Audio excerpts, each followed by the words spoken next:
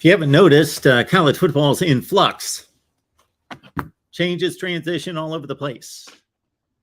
Nowhere, no conference, more in flux right now than the Big 12. To leaving for arriving here very shortly in the next few years. It's Power 5 week here at the Voice of College Football. Welcome into our discussion on a Monday afternoon. Check out our conversation, which at times turned into a debate. That's all well and good. That's a good thing right here at the Voice of College Football. Best discussion, debate, and analysis. That's the goal, the aim, the mission. Maybe we achieved it last night, but good debate, discussion last night on the Pac-12. Check out the live stream from Sunday night here on a Monday afternoon at the Voice of College Football, 5 Eastern, 4 Central in the Plains, where it is the heart of the Big 12. We talk about a conference that loses Oklahoma and Texas in a few years, but at least as it appears right now, 2 to 3 more football seasons for both Oklahoma and Texas in the Big 12, and holding off the entries of Cincinnati, Houston, BYU, and UCF. Let's look at 2022 in the Big 12. But first, of course, the Amazon link is in the description section of the videos. So when you shop Amazon and contribute to their $1.6 trillion, you got to think Amazon and its revenue exceeds how many countries in the world? All of them, excluding a few? So anyway, you throw a few bucks at Amazon. You don't need to throw additional bucks at Amazon, or to me, basically you take the share from Amazon and you give me 2 or 3%, something in that range. And again, welcome into the Voice of College Football. Calls coming in all over the place, but we will put them on hold for a couple hours here so we talk Big 12 football with all of you. We are looking for post-game hosts. Keep that in mind as well. Post-game hosts. Last year, we delivered post-game every game, every week at Ohio State, Penn State, Michigan, Nebraska, Iowa, Oklahoma, Texas, Alabama, Georgia, Florida, Texas A&M, Florida State, Miami, Virginia Tech as well, Notre Dame. So we want to supply all of those and add some. So if you are capable or know of somebody out there, doesn't have to be you, if you know of someone who knows football, got to know football, got to know your team, and can talk reasonably well, talk at least as good as I can. That's a low bar. So if you can talk at least as well as I can, and then of course you've got to show up and be reliable and be somewhat of a professional. Hit me up at MarkRogersTV at Gmail if that sounds good to you, or again, if you can request or suggest somebody as a post-game host. We would like to add, in addition to filling all the spots that we had last year, for all the teams I just mentioned, we would love to add USC is a big priority, West Virginia, those two in particular, Oregon, and others. It's Power 5 week. Did I mention that here at the Voice of College Football? So please join the show. I've left the link in the live chat for you to join and talk college football with me. Oklahoma's owned this conference for a long, long time. Go back to 2000. Bob Stoops' second season. He came in 7-5, won a bowl game, played in a bowl game against Ole Miss, Independence Bowl. I remember it well because I was covering Ole Miss at the time. And then, bam, national championship, year number 2 in Norman for Bob Stoops. Since then, Oklahoma, despite the presence of Mack Brown and Texas there in 2005 and 2009, going to championship games and winning in 2005, Oklahoma has dominated this conference. What Clemson has done to the ACC, Oklahoma's done a whole lot longer, basically matching or possibly surpassing what Ohio State has done in the Big 10, in the Big 12. Not last year, though. We know that Lincoln Riley might have been a bit distracted. Spencer Rattler got benched at halftime of the Texas game. And Oklahoma came back under Caleb Williams in that particular game. But Baylor, Oklahoma State, they were the two best teams in the conference last year. And they played an epic defensive struggle. So Big 12 fans, whenever anybody knocks defensive play in the Big 12, and I think that NFL draft selections would back this up, that the defensive play in the Big 12 from a talent perspective is not what it is in certainly the SEC and the Big 10, also the ACC. From a talent acquisition in recruiting and a talent development and a farm system for the NFL. But in regards to the balance of play between the offense and the defense, the Big 12 is not an outlier anymore. The Big 12, in terms of yards per game, points per game, just look at the Big 12 championship game over the past 5 seasons. These have not been shootouts by any stretch. 21-16 last year, 27-21 the year before. The previous year was the Oklahoma-Baylor overtime game. Even in overtime, 30-23. That's pretty much a standard college football game these days. So that's an old narrative. It does not apply anymore, at least through 2021. We will see what happens in 22, of course. But as of right now, it does not apply. But Brent Venables, of course, the big coaching hire in the conference, coming in from Clemson to take over for Lincoln Riley, and what a culture change.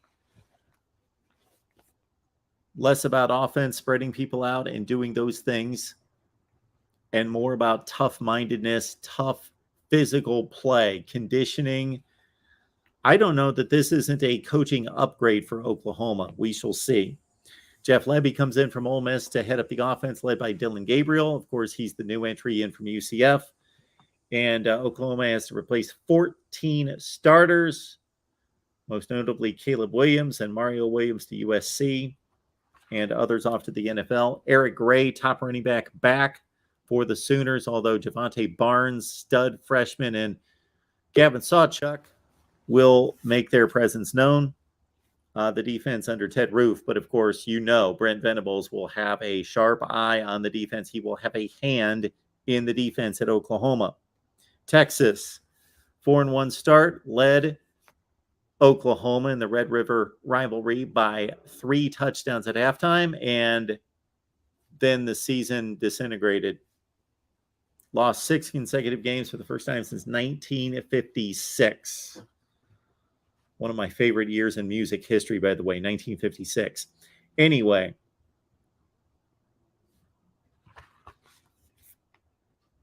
Quinn Ewers. How good is Quinn Ewers going to be?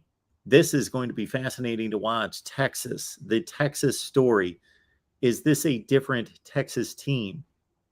They are loaded on offense. Bijan Robinson, Xavier Worthy, and I could go through the list of receivers. Jordan Whittington is one of the top third down playmakers in college football. They are loaded. Roschon Johnson is, when I flip on a Texas game and Bijan's out of the game and I see Roschon Johnson, I think I'm looking at a top 15 running back in college football. They are stacked. If they get offensive line play, the offensive line has to develop to be better. The offensive line of Texas has been bad for a decade. And, of course, the quarterback play out of a completely inexperienced quarterback. We are assuming that Quinn Ewers is going to win the job over Hudson Card. Texas, fascinating story. On the other end of the spectrum, I believe we've got Oklahoma State and Baylor, because they are two of the most consistent, stable programs and also teams in the nation, especially Oklahoma State in terms of a program under Mike Gundy. We had one of our viewers last night call Mike Gundy and Oklahoma State one of the top 10 programs in the country over the past decade. That's a stretch. Oklahoma State is not. Over the past decade, they might be right this second. We will see if they continue to build on their 21 season, but they came that close to a Big 12 championship and a college football playoff appearance. And, of course, Baylor held them off with defense. Defense won the Big 12 championship last year. Dave Aranda is one of the best in the business on that side of the ball. Jerry Bohannon lost his job at Baylor, and he's gone off to South Florida to be replaced by Blake Shapen. And when he had the stage to himself, he was stellar, clutch. Baylor does have to replace its top back, one of the best in the Big 12. Abram Smith is gone after rushing for 1,600 yards. Iowa State, you talk about losses. I don't know that any team in the country has lost as significant production as Iowa State. Brock Purdy's gone. He's been the man. He's the best quarterback, Seneca Wallace aside, possibly in the history of the Iowa State program. Breece Hall, of course, the best running back in the history of the program. Again, we will give some disclaimer to Troy Davis. Xavier Hutchinson does come back. He caught 83 passes last year, but Charlie Kohler, one of the best tight ends in the nation, an offensive line that was stacked, one of the best in the nation, gone. Mike Rose and others on defense, gone.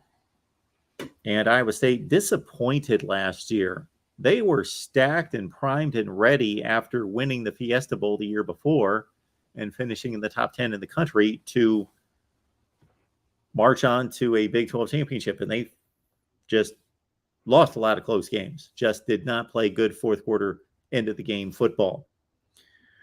But it's a different deal under Matt Campbell this year. Starting from scratch, Hunter Deckers appears to be in line to start at quarterback. West Virginia, JT Daniels, of course, he's the headliner. Neil Brown in his fourth season. West Virginia fans and our West Virginia guys on here, guys like Travis Kenobi and Golden Blue Dude, Coos Corner, they seem to be happy with Neil Brown, but the results are not good. He's under 500 in 3 seasons. So JT Daniels in play with Sam Jones coming back and Bryce Ford Wheaton. Both caught 42 passes last year. And Dante Stills, him not going to the NFL, big storyline for West Virginia as they try to compete in the Big 12 coming off a 6-7 season. Kansas State, we talked up the Wildcats the other night as one of our dark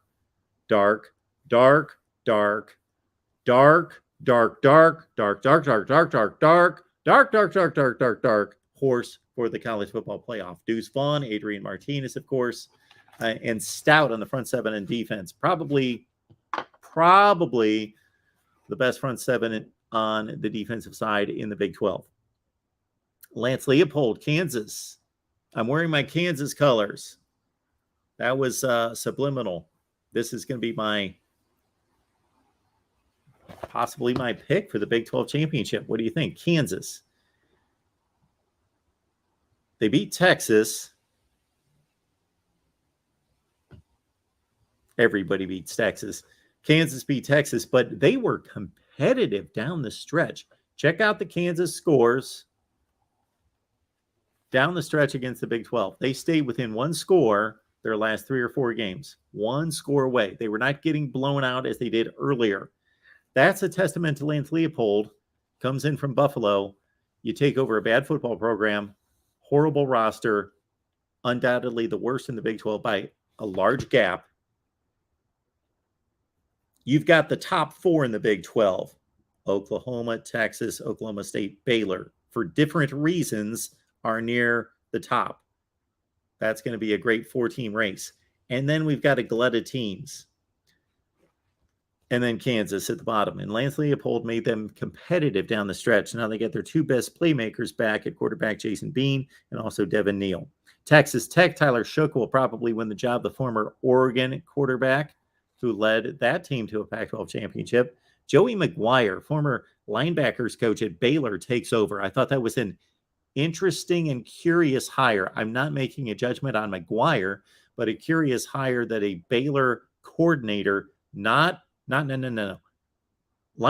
coach, not coordinator, non-coordinator, non-group of 5 coach, gets the Texas Tech head coaching job. And of course, Matt Wells was fired after losing a game to Kansas State by 1 point in which his team dropped to 5-3.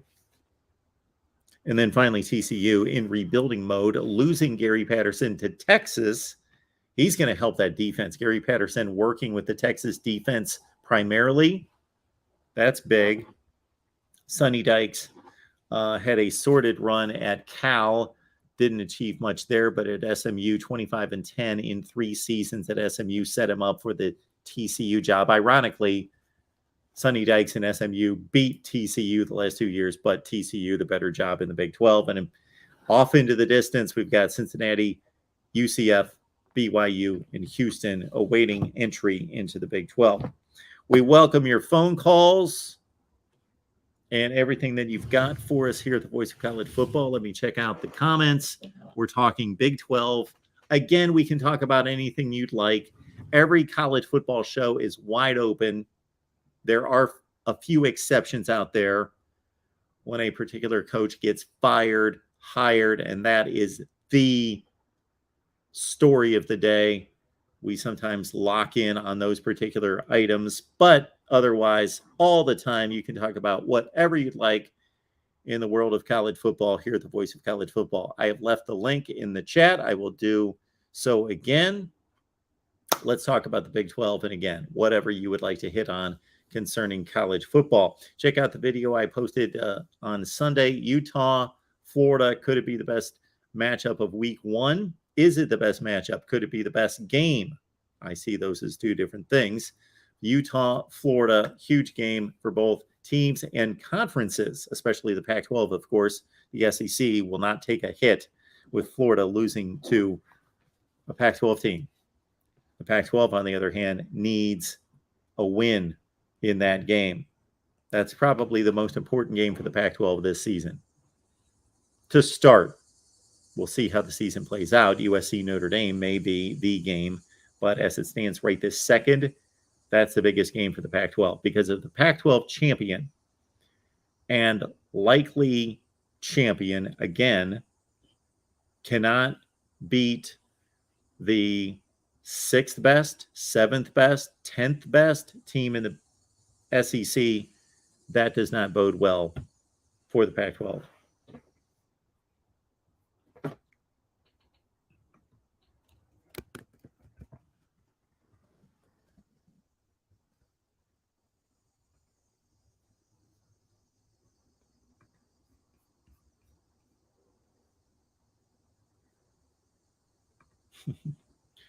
Ferris, will Michigan win the Natty? Discuss.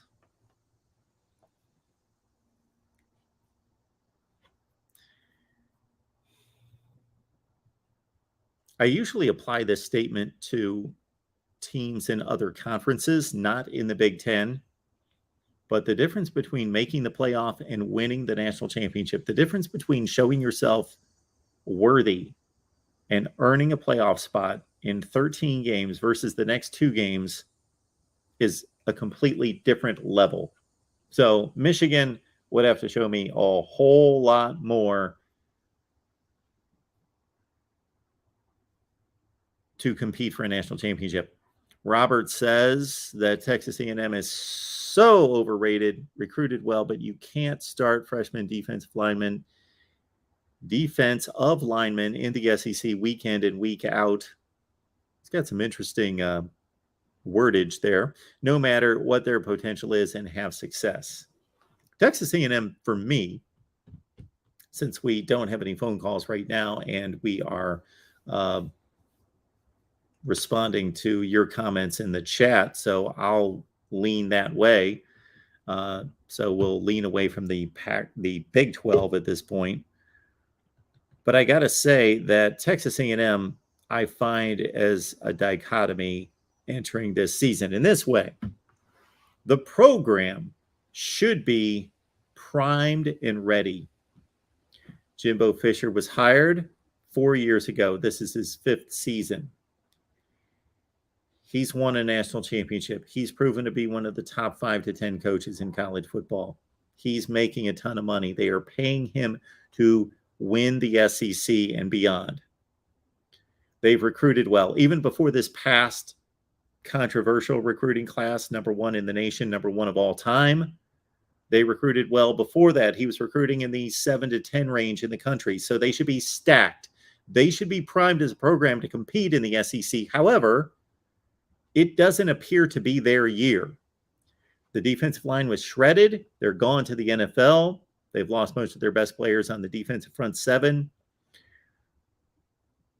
Isaiah Spiller, their game-changing, playmaking running back, and I know they've got Devin Ashane and Anais Smith and other guys on offense to make big plays, but as Isaiah Spiller, their bell cow, gone, and a quarterback battle that they do not have a proven elite quarterback. So Texas A&M, a curious team in that way.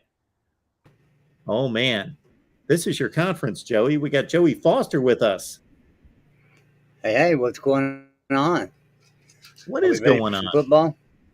Ready? And I tell you what. I guess to talk some West Virginia football. Yeah, well, we've only got 24 days, 2 hours, 3 minutes, and 30 seconds left. Well, let's can we be more specific than that? Probably not. 24 days, 2 hours, 3 minutes, and 17 seconds. So, looking forward to it. Hey, I wanted to talk to you about, so your top four in the Big 12. Yeah. I agree with that for right now. I think there'll be some shake-up when the season starts. I really believe West Virginia will start off 4-0 before they go to Austin to play Texas. I think we'll beat Pitt and Virginia Tech both. I don't think Virginia Tech's very good this year. And we got Pitt, Kansas, Townsend, and then Virginia Tech. I think we could be 4-0 going into Austin to play Texas. We always played really well at Texas. Matter of fact, they kind of beat us in Morgantown and we beat them in Texas. That's how it goes. And then Baylor's never won in Morgantown. So I think West Virginia's got a good chance of finishing in the top four in the Big 12 this year. But I wanted to talk about Texas. What do you think of Texas this year? Do you think they could possibly finish in the top four? Because I have them finishing fifth or worst. Well, what they're going to do and what they have the potential of doing is the biggest mystery in college football. Because, like I said, I am more sure about who Baylor is and who Oklahoma State is than almost any team in the country. Texas is on the other end of that scale. If you look at their talent acquisition, they have the best roster in the conference. Almost in the country. Yeah, they're up there. They're top 5 in the country with their roster. And yeah. So I mean they should be putting teams away early in these games. And every team seems to hang with Texas every year and then ends up beating them at the end. So maybe they can turn that around this year under Sark. I'm not sure. I seen they had the football schedule up there, but I guess you're probably going to bring Texas up. Yeah, which is fine with me. I don't care. That's fine. I think that, but I think going into that Texas game, West Virginia will be undefeated, and I'm pretty sure Texas will be undefeated too. No, they're going to lose. They're going to lose game 1, but everybody would lose that game 1. Sure, game 2 technically, but I know what you're talking about. Yeah, game 2. So they'll be 1-3, or sorry, 3-1. I'm sorry, and West Virginia might be 3-1 as well if we lose to Pitt, but I think we'll beat Pitt. So that'll make a big game on October 1st. Yeah, that's going to be a huge game. Yeah, and especially if some kind of miracle happens and Texas beats Alabama, which nobody sees that happening. But stranger things have happened, and it's early in the season. If you want to beat Alabama, that's the best time to get them, early in the season. So you would think so.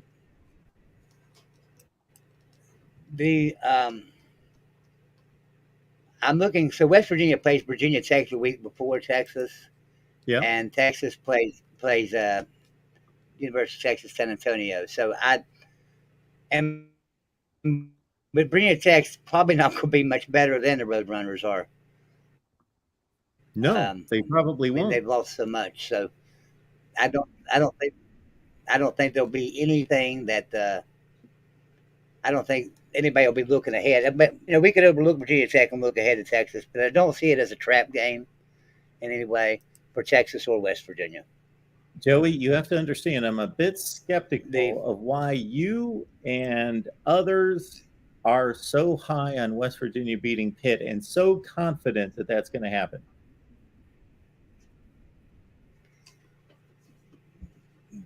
Well, it might just be the rivalry, and also it might be that I look at the ACC as how weak they were last year because they were weak.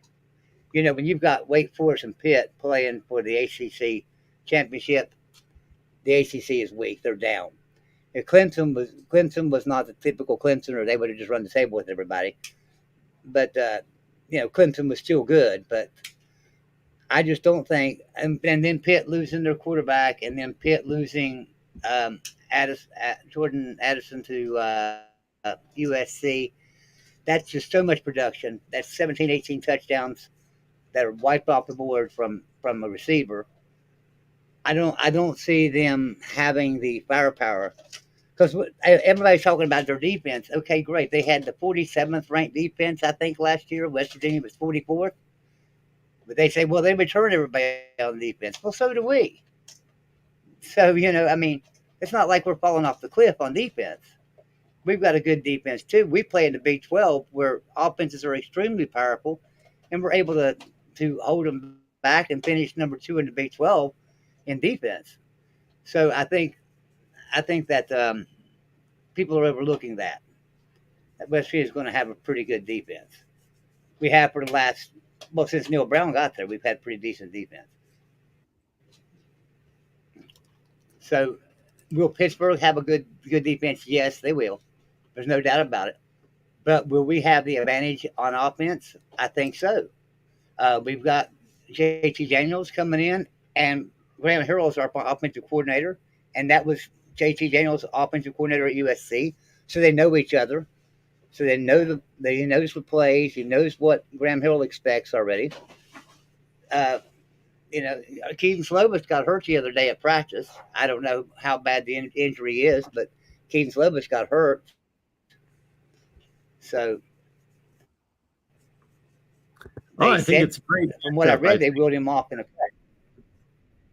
Like you are saying here, Joey, everything that you are running down, I don't have any disagreement in. I think it's going to be a close game. Well, it can always, the game itself can always break one way or the other, and there can be turnovers and it can widen the gap. But in terms of what the spread should be on the game, the last I looked, and this was months ago when the line first came out, I was a bit taken back that Pitt was I think an 8-point favorite.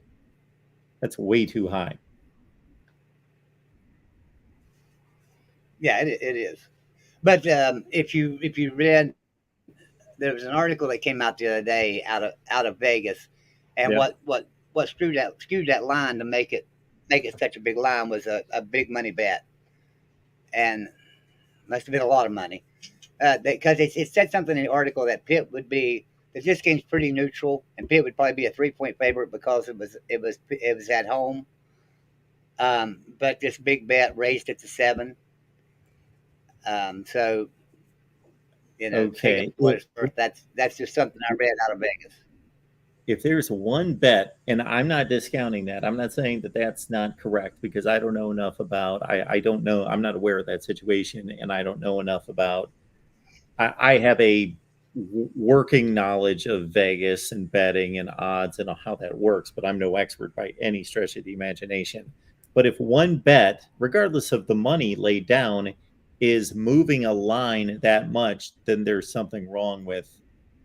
See, I'm questioning that article that bet moved the line by 3 or 4 points.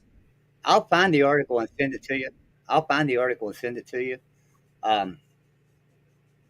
It was about 3 days ago I read the article, but I'll go back and find it and send it to you. If I could remember where I read it at, I could tell you, and you could just look it up real quick. But I can't remember what article it was in. So anyway, back to Texas. Yeah.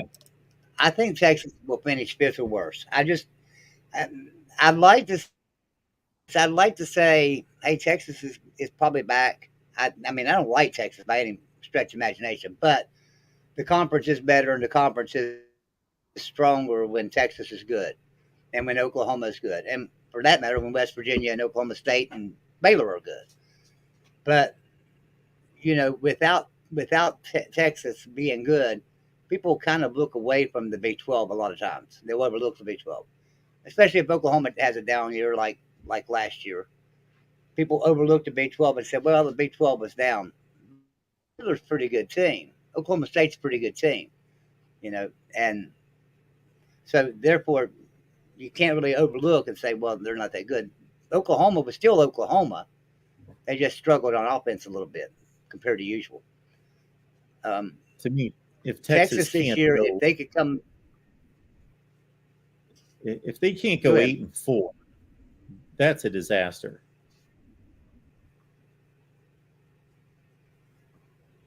I agree, but I also think that West Virginia goes 8-4.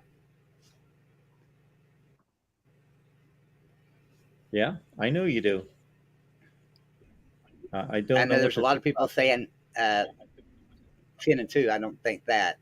I think 8-4 is probably more like it. Might push out a 9-3.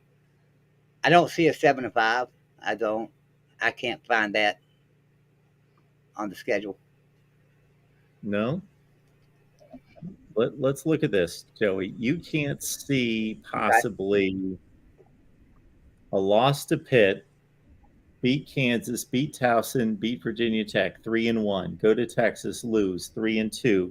Lose to Baylor, 3-3. Beat Texas Tech and TCU, 5-3.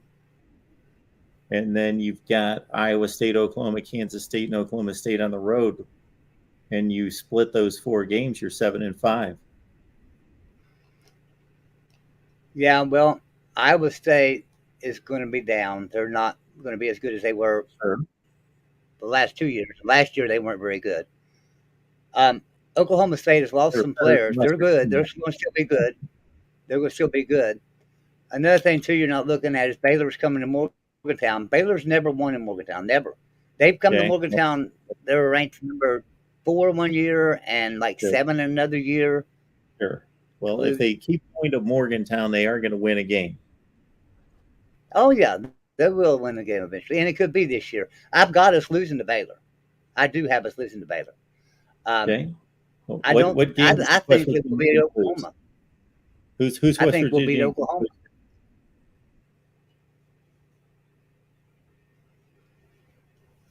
So West Virginia is So going to I lose to think, Baylor, yeah, and who we'll lose else? to Baylor.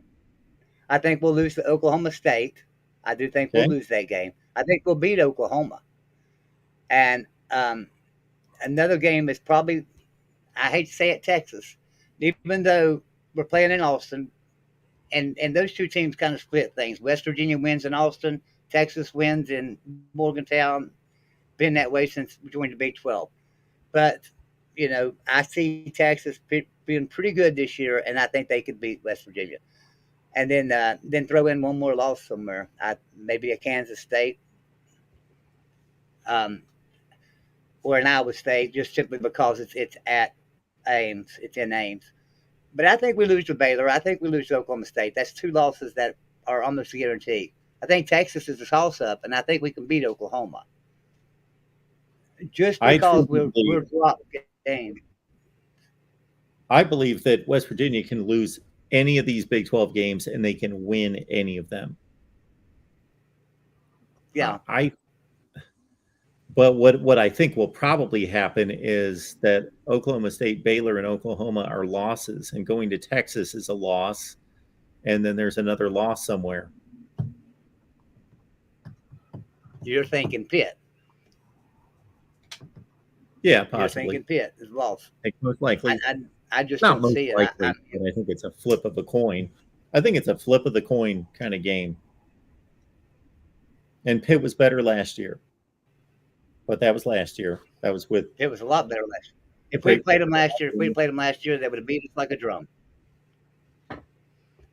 If we'd have played them last year, they would have beat us like a drum. But we didn't play last year. We're playing this year, and we didn't lose anybody really, and we've gained, and they lost a lot of players. So they didn't lose a lot of players. Don't get me wrong, but they lost two very, very, very productive players. One of the best quarterbacks in history, and one of the best receivers in history. So, so anyway, all right, man. Well, I will let you get to another call, but right, Joey. I just wish that I wish people could understand that West Virginia is not at the bottom of the barrel of the Big 12. I guarantee you they're not. You know, Neil Brown said it several times. We had Joe Manchin on Golden Voodoo show. And one question we asked Joe was, how did he think West Virginia would do this year? And he said, I spoke with Neil Brown a couple of days ago, and we was talking about that. And he said, and Neil Brown told me, he said, you just wait. We're going to surprise some people this year. We're going to really surprise some people. I think everybody's going to be pleasantly happy or something like that. And I believe that because the locker room, if you go up there, the locker room is so close together right now. They are really, they used to be under Holgerson. The locker room they got along, but they didn't hang out together. They didn't care to hang out together. They didn't learn each other's, daily lives or anything about each other. They just were on a team. Now they hang out together. You can't walk down the hallway. They're all sitting in the hallway talking about what they're going to do that evening. They all go to dinner together. It's a team now, a real team. And all the people that were causing a lot of problems on our team, Neil Brown has gotten rid of. He's pushed them out the door, or they've left because he's made it pretty miserable on them. So I'm happy about that. Now we've got a really good team that's ready to play ball. And this will be like, if we think about it, Neil Brown came in and COVID hit his second year. So he never really got his second year to work with the players like a normal coach would get. So the third year was his second year of working with players. This is really his third year, even though it's his fourth.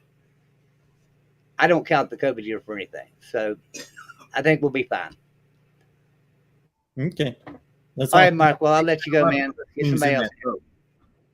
All right, Joey. Thanks, man. Always good to see you. All right. Take care, man. As I was starting to say there at the end, we were kind of talking at the same time that I can appreciate the COVID excuses because I've made them for certain coaches and certain teams, but let's also understand that everyone had to deal with that. And I think first-year head coaches had to deal with it under the most adverse situations because, of course, they did not have the opportunity to meet with their teams as new head coaches with new coaching staffs, with new coordinators, with new terminology, trying to implement different culture. When I say culture, that runs the gamut of guidelines and procedures and processes and the way we do things, the way we act, the way we talk, the way the coach addresses the team, disciplines the team, has fun with the team, all of it, how we run practices. So somebody like, who was the first year head coach in 2020? Mike Norvell comes to mind. Had to deal with that under those circumstances. Now, Neil Brown was there the prior season. So he was in that mix with just about every other head coach in the country who already had a plan in place and a program in place. Now, it wasn't entrenched since it was only one season in the books.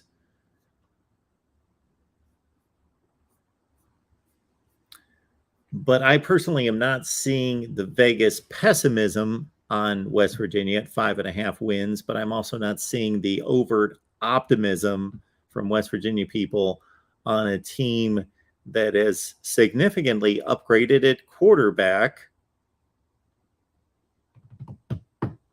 But I don't know where they have significantly upgraded elsewhere. They lost one of their best wide receivers.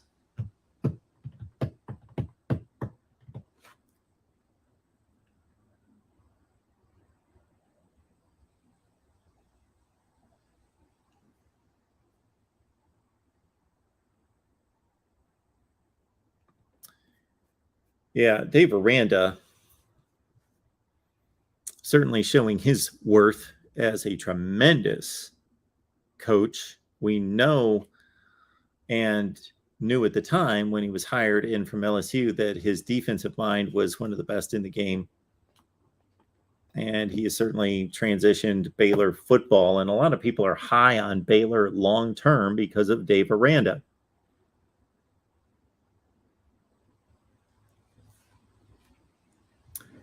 Baylor has an interesting football history and a recent history that's intriguing as well.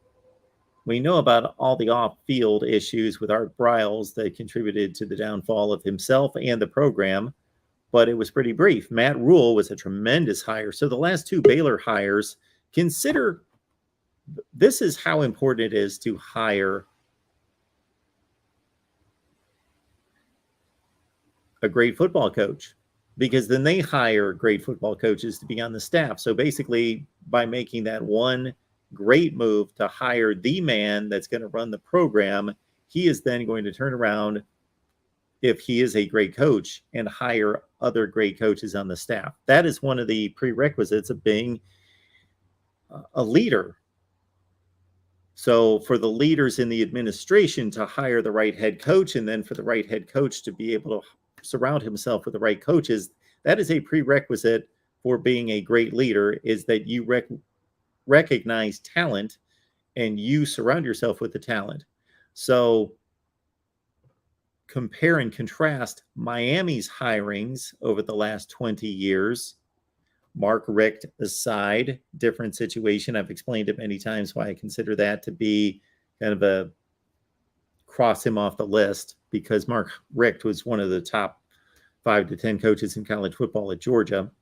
But I think we've seen after his departure from Miami why he may have had issues at Miami. Unfortunately, Richt aside, Larry Coker, bad hire. Randy Shannon, bad hire. Al Golden, bad hire. Manny Diaz, bad hire. Why do I know that they were bad hires and not just a bad fit for that program? Because none of those coaches ever achieved anything pre-Miami or post-Miami.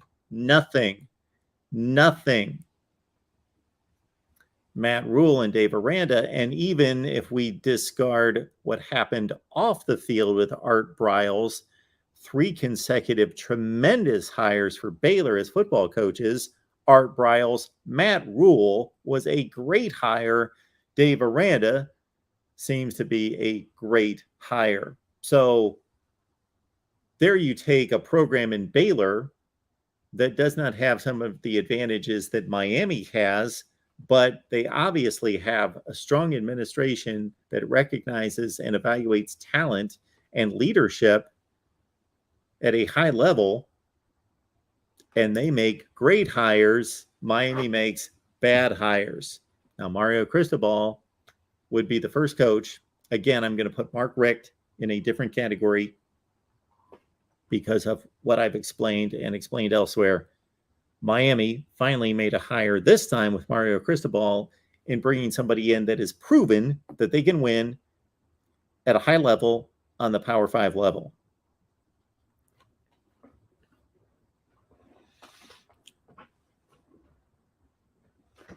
It would be difficult to find a program outside of the elite programs that have made 3 better hires. Again, in evaluating Art Briles, I'm just talking about football, better than Briles, Rule, and Aranda consecutively.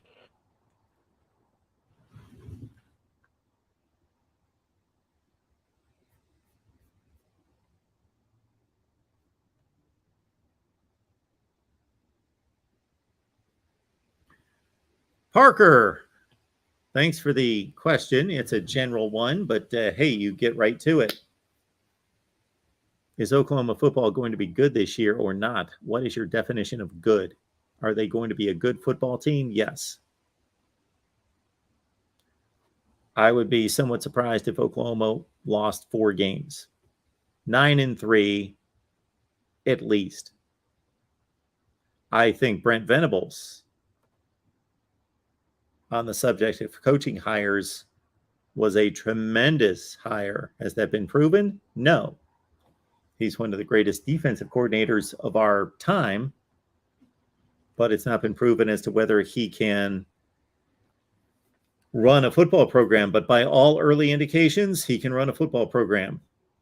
And I believe the man is supremely confident and humble at the same time. That is a difficult combination to find.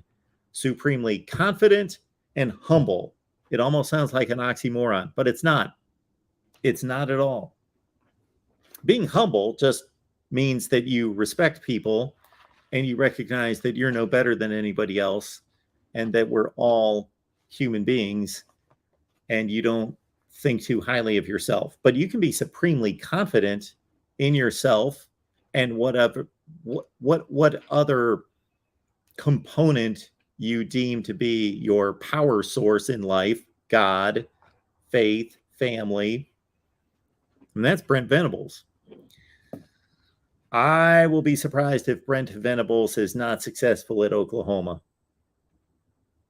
Steve Sarkisian, on the other hand, I did not support that hire. I've got nothing personally against Steve Sarkisian, nothing.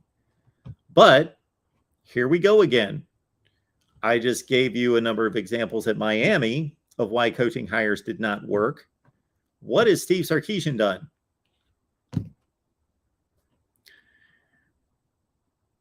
Washington is a program that is good enough to compete not just in the Pac-12, but nationally. This has been proven for decades. Ever since Don James made Washington a destination and a premier program in the country in the late 70s, what has Washington done?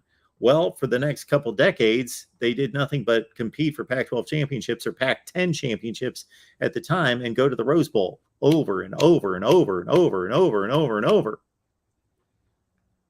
Then they had some bad coaching hires.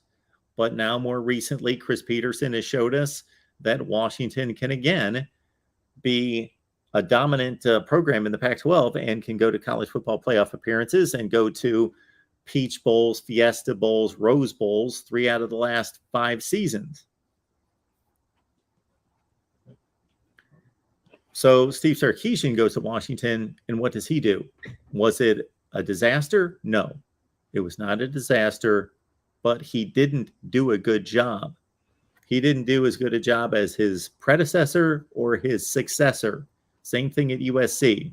And again, he went off the rails personally, but as a football coach and based on the results, USC was worse with Steve Sarkisian than they were with Kiffin and Ogeron and Helton before and after Sarkisian. Not extremely better, but they were better.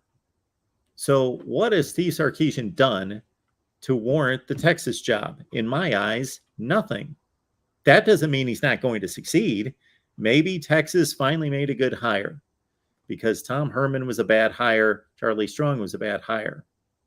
What those two guys had done prior to Texas would have shown me that they would have been good hires, especially Tom Herman. I thought Tom Herman was an excellent hire by Texas. So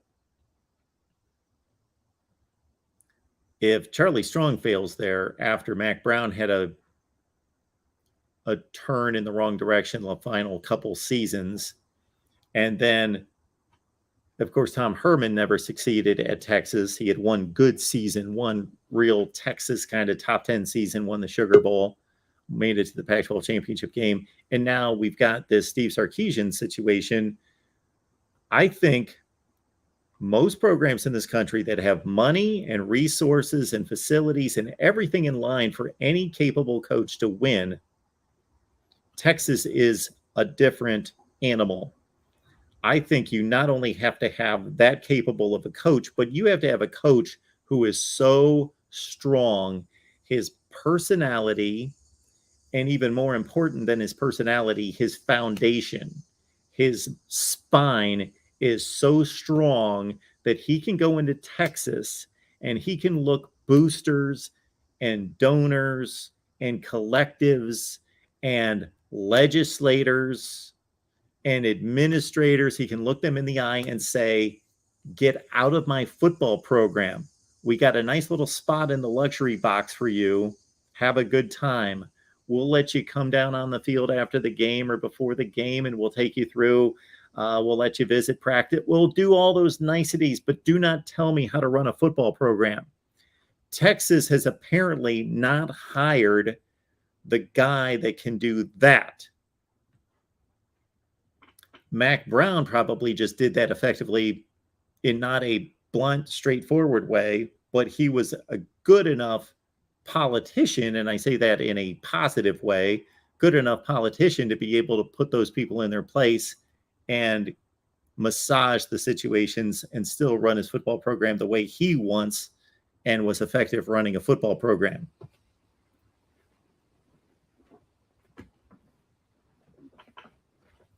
All right. Purdue is awesome. Wonder who this could be. Welcome into the Voice of College Football, Michael. Hey, Mark, how you doing this afternoon, sir? I am doing great. Purdue's awesome. Yeah, I know, but hey, I'm just saying, even if stuff like that. Hey, I was trying to get your take about that last night about Cale Gundy, but I don't know if you talked about it yet last night or during the stream today. Well, I typically don't talk about things I don't completely know about, but this is what I know. I know that Cale Gundy was in a team meeting, and a particular player was not paying attention, apparently, and he took his iPad and he read off what was on his iPad. Mm-hmm. This is my statement here. Should Cale Gundy have been more cognizant of what was written on that iPad before he let it come out of his mouth? It's almost like me reading super chats. There's been a time or two that I've read a super chat before my mind caught up with what was actually on the screen, and I didn't filter myself, and I let it fly, and it was something that needed to be addressed. So Cale Gundy, after 24 years as a head coach in Oklahoma, has been more careful. Mm-hmm. Whether he really realized what he was doing at the time or it was something that he knew in the moment he did something wrong and knew that he should have been more careful. But that aside, I think unless I'm getting something wrong, so I may not know the story as well as I should to make this statement, but based on what I know, and do you know anything more beyond what I just stated? No, I don't. All I know is he just did. It was something that was going on during like a film session and stuff like that. So, and then I read it last night on Twitter and stuff. So, yeah. So here's my statement, Michael, that unless there's something else involved that I'm not aware of, if it was simply Cale Gundy in a meeting with players and not appreciating that a player was checked out and kind of called them out and read what was on that iPad, and even though that was not a wise thing to do, not a cautionary thing to do, it is beyond insane in my viewpoint that he should have been fired for that. I don't care what was said, and I have an idea. It's to figure out what word came out of his mouth. We have gone off the rails in this society, canceling and firing people for mistakes. It's unbelievable. We should be firing all sorts of other people in this society who are corrupt and doing horrible jobs, mostly because of their corruption and greed and being horrible people. But we fire people for making minute mistakes. That's what we're in the business in this country of doing, and it's not right. It's insane. Yeah. And another thing I was wanting to let you know is Purdue took a big hit on offense today with losing with one of their tight ends for the season today with the knee injury. Who is that? Do you know? Garrett Miller. Okay. I was not aware. Yeah, that just came down about a half hour ago. I knew he got hurt because I was at the practice earlier today, but I didn't know how bad it was and stuff. But he's done for the season. But as I say, next man up for Purdue, so that should be Zion Septo, I think, who's a true freshman. But we'll see what happens. Other than that, I was just wondering stuff. So, previews starting to come out yet more often, or or is that a work in progress still? In terms of week 1 previews or team previews? Team previews. So you obviously want a Purdue team preview. It would be nice, but you don't have to. Well, I would love to do a Purdue preview. My issue is that we've got a little college football channel here. It's not a big, massive, major juggernaut of a channel. It's just our little Voice of College Football channel that we're trying to build. And therefore, sometimes I produce these videos and nobody watches them. And if I put a lot of research and put together a really strong Purdue video, I hate to be pessimistic, but I am going to guarantee that people are not going to watch it. Yeah, but hey, I did send you some. I know because you said you could do some week 1 previews and stuff like that. I did send you some names that and directed like when I DM'd you and stuff like that. I didn't know if you got a chance to get in touch with those people yet, or are you still in the process of getting that done? I started doing my own week 1 previews. I did Florida and Utah. Mm-hmm. Okay. So those won't be coming up for a couple weeks yet. Well, I posted a Utah-Florida preview. Okay. I was wondering. And as soon as we can get to Ohio State, Notre Dame, and get to Georgia, Oregon, they would be 2 of the other priorities. Penn State, of course, as well. Yeah. Are you doing anything with Nebraska and Northwestern? The week 0? If I can get to it, but we talk Nebraska football on the Nebraska channel all the time. Yeah. So we basically are previewing Nebraska every Tuesday for an hour. All right. Last thing before I let you go. When is the all-important top 25 that actually makes sense poll come out? Well, let's understand this. And Michael, I appreciate that you're invested and concerned about our content delivery here. So the top 25 that actually makes sense, and I would be interested to know if anybody's in the chat that didn't watch and wasn't around for last football season, that you're in for a treat. You're going to be delivered each and every Sunday, folks, a top 25 that actually makes sense. But anyway, so once we've got a game played, Michael, then that's when the top 25 that actually makes sense kicks in, because I need information. I need results. Mm-hmm. It makes sense because of the results. Now, before that, I'll deliver a top 25 that's just my opinion of the 25 best teams in America. Sure. Yeah, that's what I was referring to.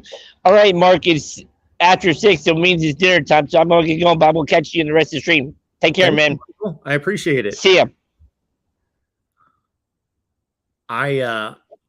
D4 Sports, give me just 1 second. So I accidentally punched him in, because if I punch somebody out at the same time that they punch themselves out, then it automatically moves the next person in.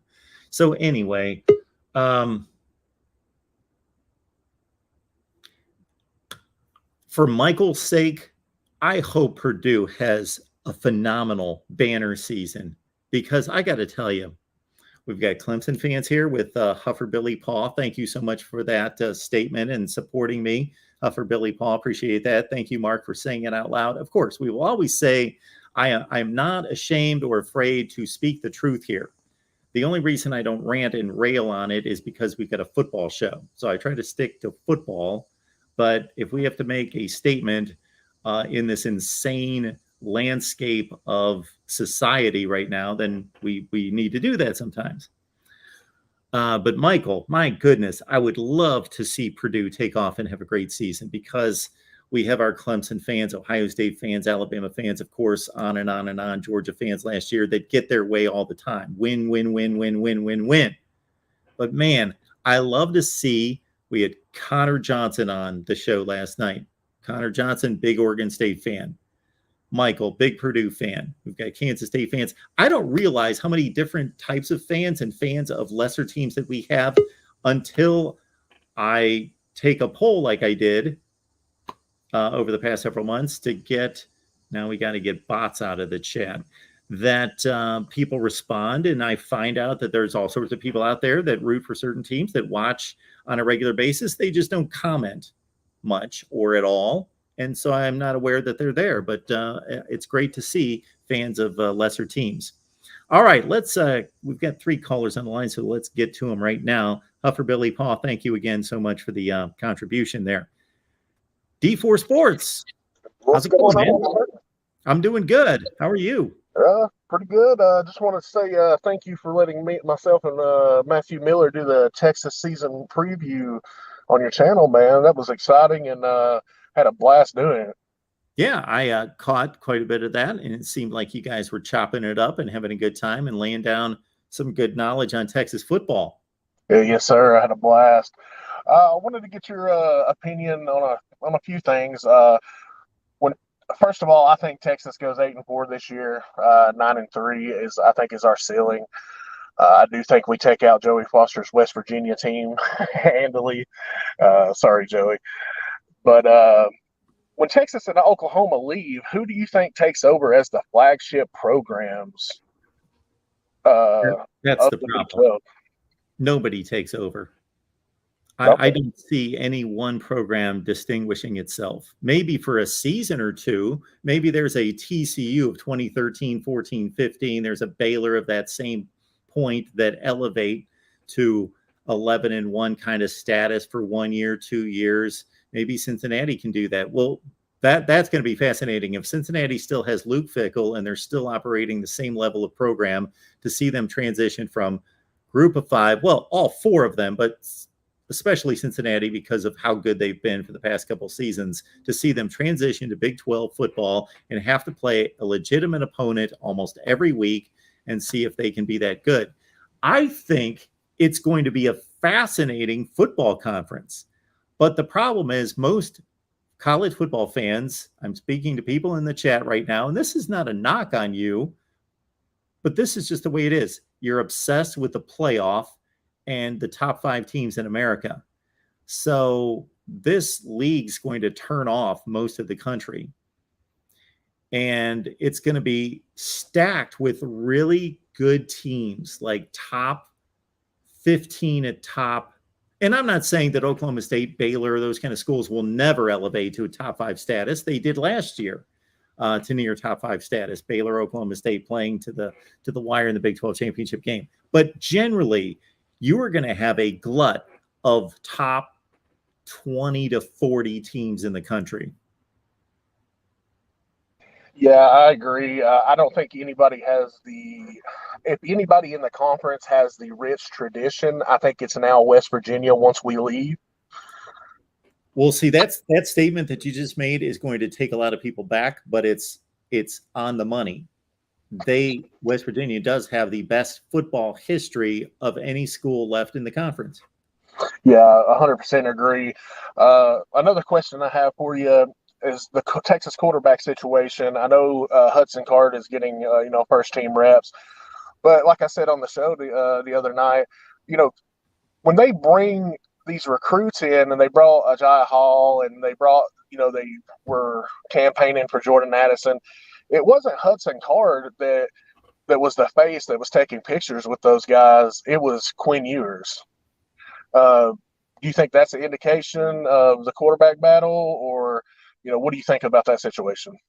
Well, I think that we would I think all of us as sports fans, to have a situation in which the head coach is making a determination based strictly on who is the better player and who gives my team the best chance to win. But if there would be a political decision to be made in this quarterback race, that would be Texas would be the first school that I would list on the top line as to making that type of decision, unfortunately. Yeah, and what you spoke on, is Sark going to be that type of coach to be able to keep the politics out of it? Like I said, you spoke on it earlier, and is he going to feel the pressure to start Quinn, even if Hudson's out playing him? That's going to be interesting.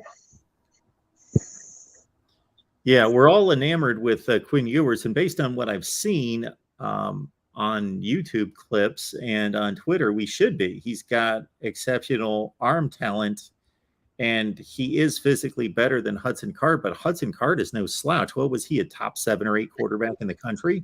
Yeah, he was a top dual threat quarterback. But what people don't understand about Hudson Card is he played receiver for Charlie Brewer, who went on to play at Baylor and then Utah, and then he switched over to quarterback for his senior year.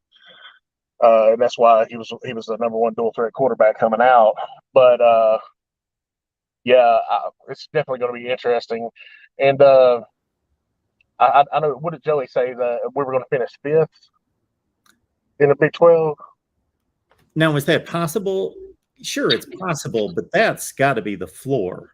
Yeah, I definitely think that's the floor. I personally think that the way the season goes, with everything that Oklahoma lost, with everything that Oklahoma State lost on defense, their D coordinator, I know they bring in Derek Mason, but it's going to be interesting. I think that's the absolute floor, but I think the ceiling is we go 8-4, 9-3, and meet Baylor in back-to-back weeks for the Big 12 championship. Okay. I see that the preseason coaches poll was released today. I didn't know that. I'll have to dive into that. All right, D4. Anything else going on? No, that'll be it, buddy. Well, I appreciate it. All right, have a good one. You too. All right, let's keep this moving. Yes, I saw a listing of key college football dates throughout August the other day, and I probably should have taken that, put that in my calendar, because I wanted to respond to the AP and the coaches poll release as soon as possible. Did not see that the coaches poll was released today, but we'll get on that. Right now, we got the real MVP here. How's it going, man? It's going. How about you, Mark? I'm good. Well, I was going to talk about the coaches poll because something insane has happened. Okay, some coach has lost the plot completely. And it involves the Big 12. Texas. Some coach has as not a top 5 team, not even a top 3 team, but as the number 1 team in the country. Really? Yes. Mark, is Texas, I can't believe I'm even asking this, is Texas the number 1 team in the country entering the season? Well, see, here's the difference between the criticism that I would have for a preseason poll versus an in-season poll. As soon as there are in-season polls, I will be all over the AP and the coaches polls when they make stupid decisions. And they make them every week practically during the course of any season, where I'll be able to say, this team's 4-0, this team's 3-1. The 4-0 team beat the 3-1 team. Why are they still ranked below them? Well, they just really like the 3-1 team, but it's stupid. It doesn't make any sense. But it's a preseason poll. They can rank these teams wherever they want. I don't have any issue with it. I get that, but I mean, you got to admit it's kind of out there. It's a little bit out there. It was. Well, they're going to step on the field and play football. So he's either going to be validated or he's going to be shown to be a knucklehead that doesn't know what he's talking about. But well, whoever this coach is, I don't know who voted for who voted for it, but if they do somehow beat Alabama, then he is the smartest coach in all college football. Well,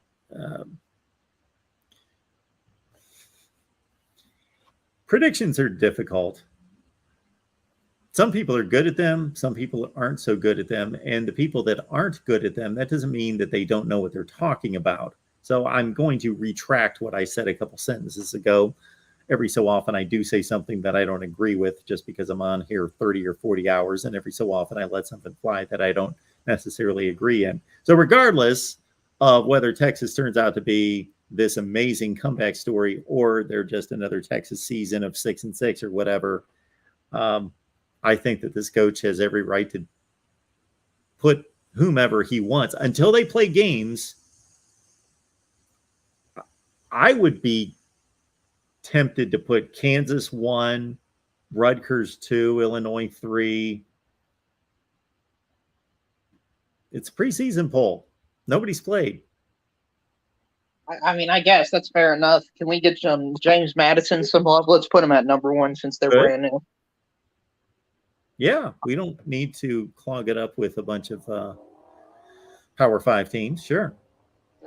The highest ranked Group of 5 team was at 22, and it was Cincinnati. Okay. You got any problems with that? Well, okay, so I'm gonna veer away from my stance about anybody can rank anybody wherever they want, because then that means I wouldn't have a problem with anything. So let's brush that aside. Now we're going to talk reality. Okay. Who's high, who's low? Notre Dame at 5, huh? I thought I was going to be one of the few people that was going to be that high on Notre Dame. Okay. Utah at 8. I don't necessarily think Utah is the 8th best team in the country, but playing in the Pac-12, they may finish that high.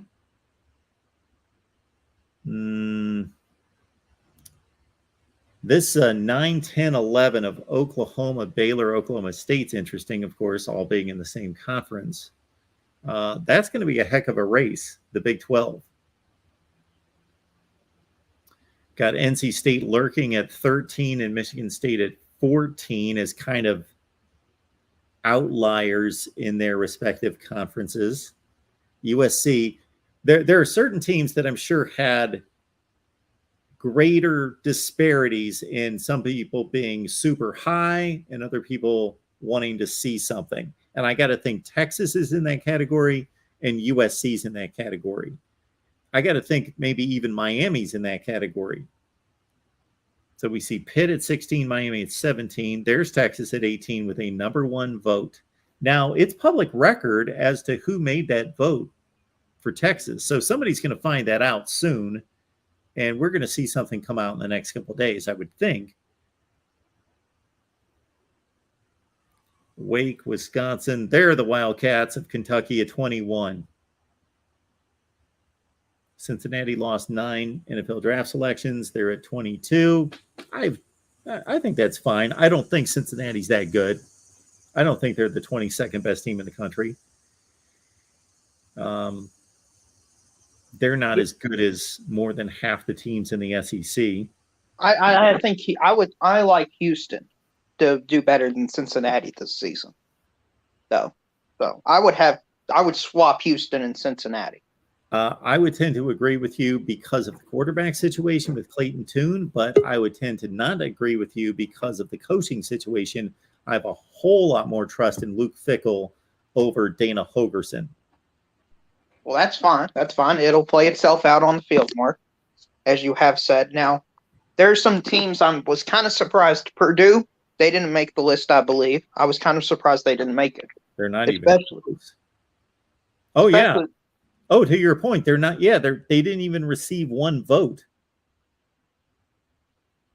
Wow. Especially with them ending the season last year at 9-4, and most of their star players from 2021 sat out the Music City Bowl, and they still did amazing on offense. Yeah. So I was surprised with that. Would you have Purdue ranked in the top 25? I may. Okay. Well, would they at least be borderline? Oh, absolutely. Like we're looking at like another 20 teams. They're not in the top 40. Oh, they got 2 votes. They got 2. There they are. I didn't see them, but they're still like 40 something. They're better than that. Well, do you think if they beat Penn State, they will be ranked in the top 25? I hope so. They're going to be ranked in my top 25 if they beat Penn State. Yeah, I don't get it. I don't understand it because Purdue has been solid for a number of years, and they had a great season last year, and they're not horrible. They're not a 4-8, 3-9 team that all of a sudden popped up to 9-4. Sure.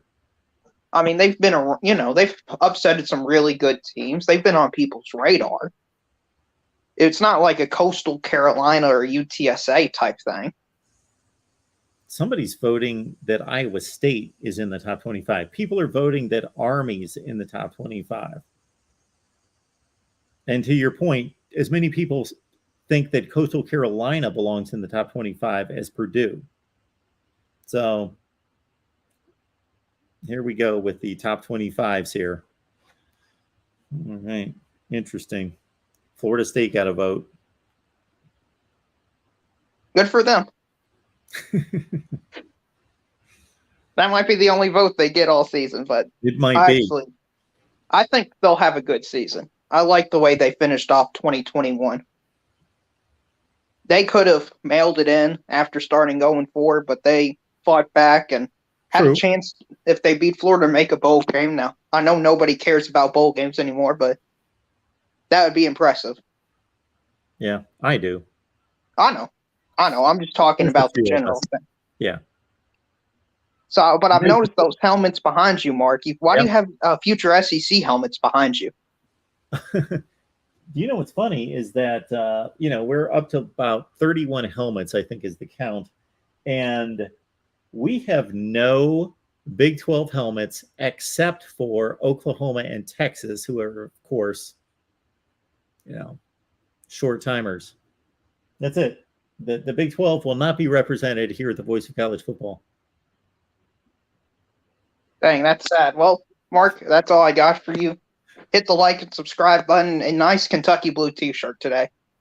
It is, isn't it? But since we are talking about the Big 12, I have chosen to rep Kansas. Oh, I thought you were going to say BYU. BYU. Very nice. All right, Darrell. All right, let's keep it going here. We got our man Lawrence here. Unfortunately, we had somebody else waiting, but they just dropped off the line right before I was going to click them in. Lawrence is on the line. What's going on, Lawrence? Hey, Mark, I'm well. How are you doing? Oh, I'm sorry. I see Lawrence on the screen. Anyway, regardless, on the screen that only I can see. How's it going today? I'm doing well. How are you? I am doing great. What's on your mind? I'm just noticing this early season poll, and it's all reputation. I mean, a lot of these teams got players that aren't returning from last year, and so this is all reputation. Like Alabama, number 1. Like, okay, that's all reputation. Like Georgia's number 3. They didn't defend the champions. I mean, disrespected. Well, it's not Notre Dame. You don't think so? Well, Alabama might have had the best football team in America last year. They lost the championship in the last 4 minutes, and they bring back the Heisman Trophy winner and the best defensive player in America and a whole slew of other guys. Yeah, they also did they lose to A&M last year too? What was their regular season loss? Then they have one. A&M. Yes. A&M, okay, they're number 7. So I mean, the SEC is tough. We all know that. So 3 of them being in the top 10, it's fine. I'll tell you, the sleeper for me is Baylor, though. Okay. I like Baylor a lot this year. I don't know if I think they got a lot of momentum coming in, and I'm going to pick them to win the Big 12. Okay. Well, the media picked Baylor to win the Big 12, and they won the Big 12 last year. So I don't know that that's really a sleeper. Well, I mean, Oklahoma's still ranked above them, though. I mean, is Oklahoma really more talented than Baylor this year coming in, you think? They're ranked above them by 1 spot. Baylor was the media pick to win the Big 12. I don't think they're a sleeper. I don't think any of the top 4 teams in the Big 12 would I consider sleepers for the Big 12 championship. Well, what do you think about is West Virginia? West Virginia? Are they making the top 25? No. Okay.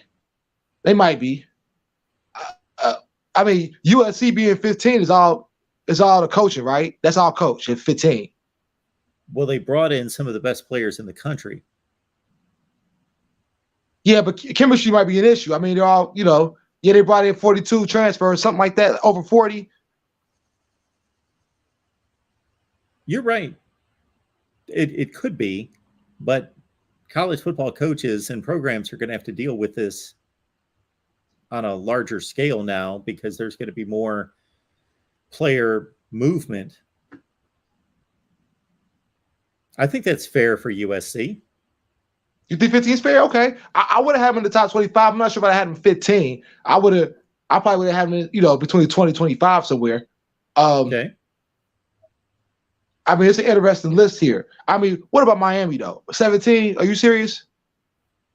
Is that too high? I think so. Okay. I like Kentucky in the top 25. Go ahead. I'm sorry.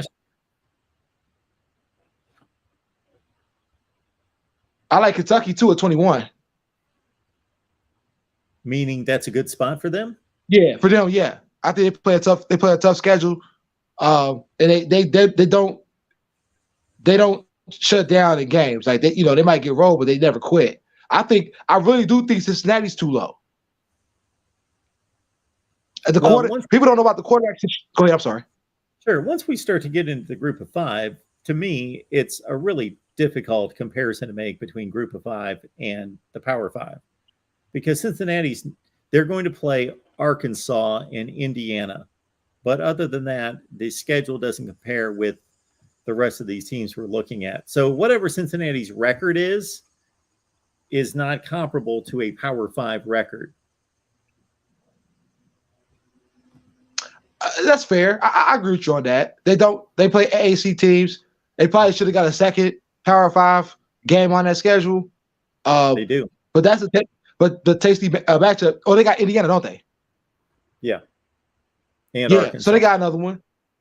You're right. Arkansas is a critical game out the gate for both teams. I think that's going to define their seasons. What about Ole Miss? You like Ole Miss at 24? Yeah, Ole Miss lost quite a bit, and their offensive coordinator. But I think Ole Miss is a talented team. Of course, the quarterback spot has to be filled, and it looks like Jackson Dart's the guy, but he's never been a starting quarterback for more than a couple games.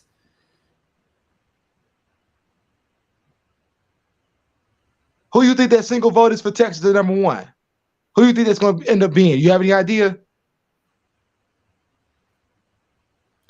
I really have no idea. I don't know the coaches. How many votes do we have? We've got like 65 or 70. So 65 or 70 coaches vote for this. And I don't even know how many of those coaches actually vote versus just handing it to the sports information director and having them vote. We'll find out. What about the Wolf? Yeah, we're going to find out soon. What about the Wolfpack at 13? I just don't know too much about NC State to be like, are they really a top 15 team coming in? Well, they bring back pretty much the entire defense. That was not a great defense, but a really good defense. And their quarterback, Devin Leary, is probably the best quarterback in the conference and one of the best in the country. 35 TDs, 5 picks. And, NC State's a really good team. Will they win the ACC, though? Probably not, but they could. Think it's going to be Clemson? If Clemson doesn't produce more offense, then NC State's going to win the ACC. I think they're the second best team in the conference. You think Clemson at 4 is fair? That all depends on them figuring out a passing game. And the reason I just don't say quarterback, I think it's more than just the quarterback, the issues they had last year. I think if any team that could challenge for a national championship is the weakest, it's Clemson.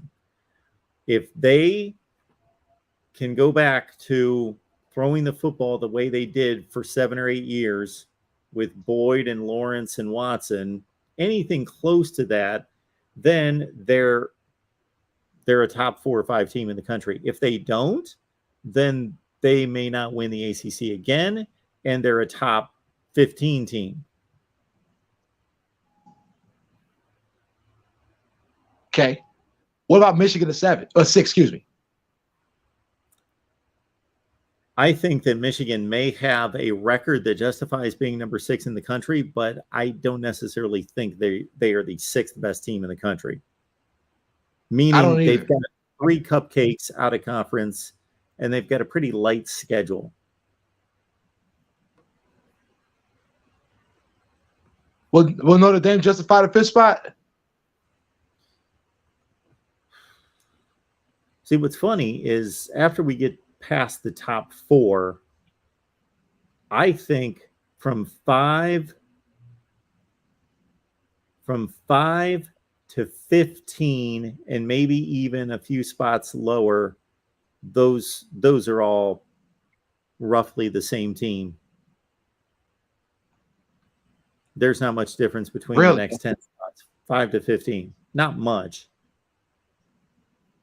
At least what about where we sit right now, before anybody plays any football and shows us anything, I can't draw a huge distinction between Notre Dame, Michigan, Texas A&M, Utah, Oklahoma, Baylor, Oklahoma State, Oregon, NC State, even Michigan State, USC, and possibly even Pitt, Miami, and Texas. Throw Wisconsin in on that. Yeah, you think Wisconsin's too low at 20? So you're doing 5 through 20 now? Maybe. I do think that there's a bit of a drop off. I think Pitt, Miami, Texas. Again, Texas is a huge wild card. Pitt, Miami, Wake, Wisconsin, Kentucky. I think that they're a cut below those other teams somewhat.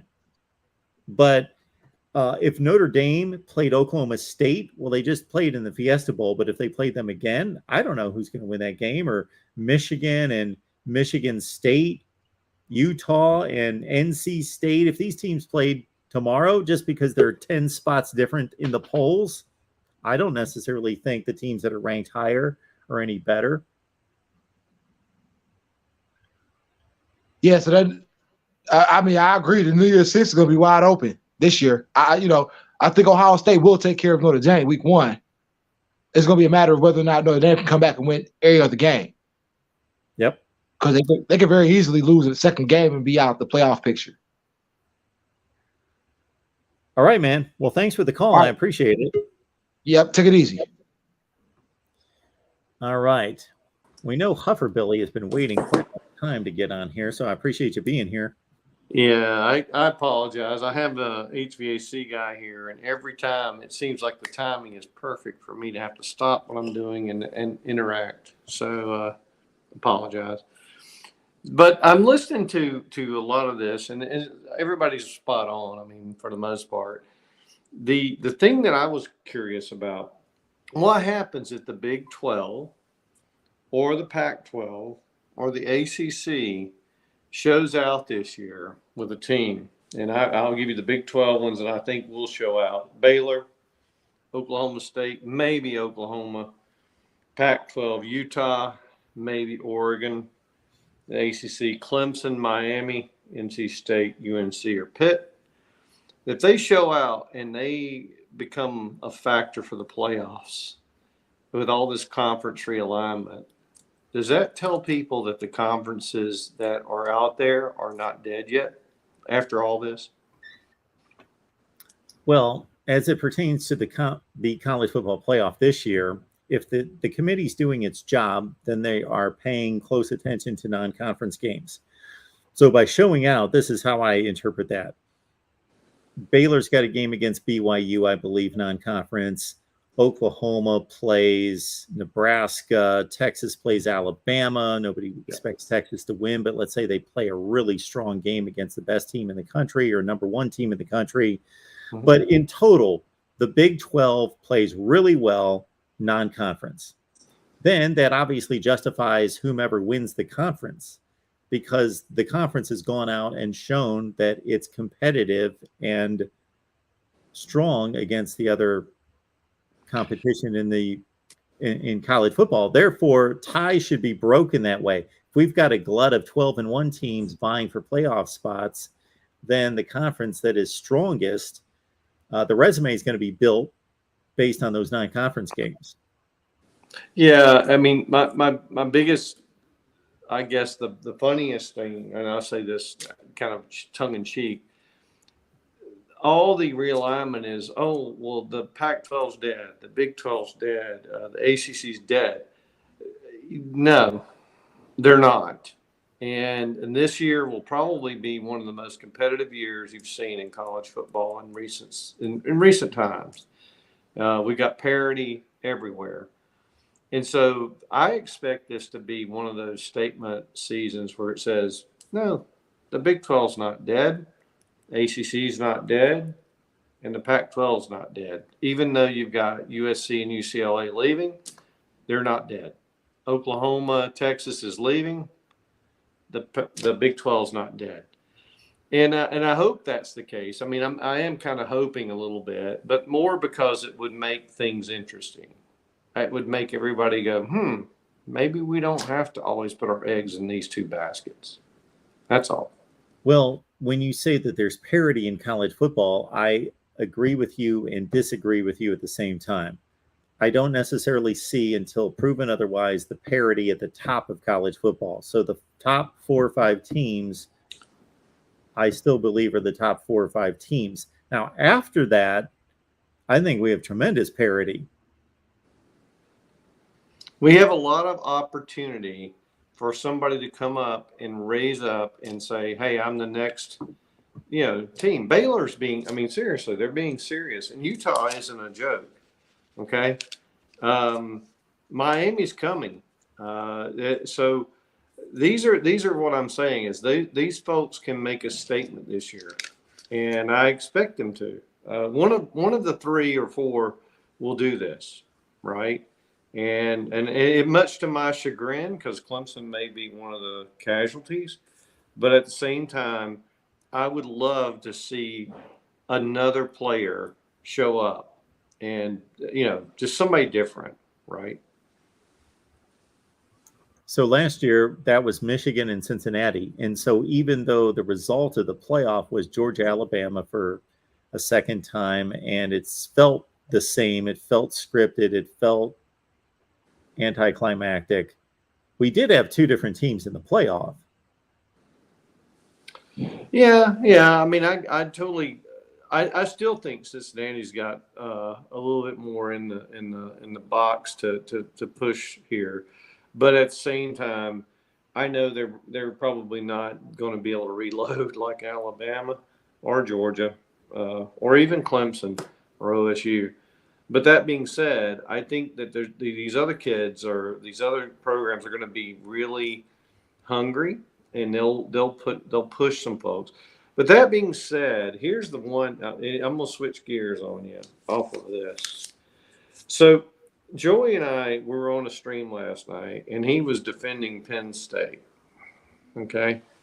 And my argument is if Franklin doesn't get Penn State to be in contention, maybe not this year, but definitely by next year, if he doesn't start showing some wins in the conference titles and things like that, I think he's going on a hot seat. And Joey's like, no way. I'm like, yeah, I think so. Because Penn State ain't going to put up with that.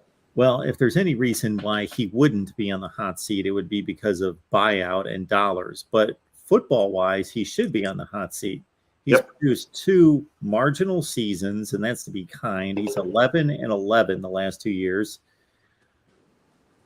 But they've got a talented roster, and he's got all the advantages in the world for a great institution, campus, facilities, money. They're paying him $1 zillion. He just signed a contract extension that's crazy. He's being paid like a coach that should be competing for championships. Exactly. That's exactly right. And so he better get it done, is all I'm pointing out to folks. But anyway, I'm going to let you go because I know my HVAC guy's about to come back down and talk to me. But thank you for all you do. You're a great show. Great show. I appreciate the call. Reasonable Gump, and then either an SEC team or the Sucknuts will win the championship and prove that no, there is no parity. And there is not. There's parity underneath the elite shelf, and that's fun, but they're not close enough to push through. LSU had a great year in 2019. That was an aberration for what they've been the last decade. LSU fans don't want to hear that, but LSU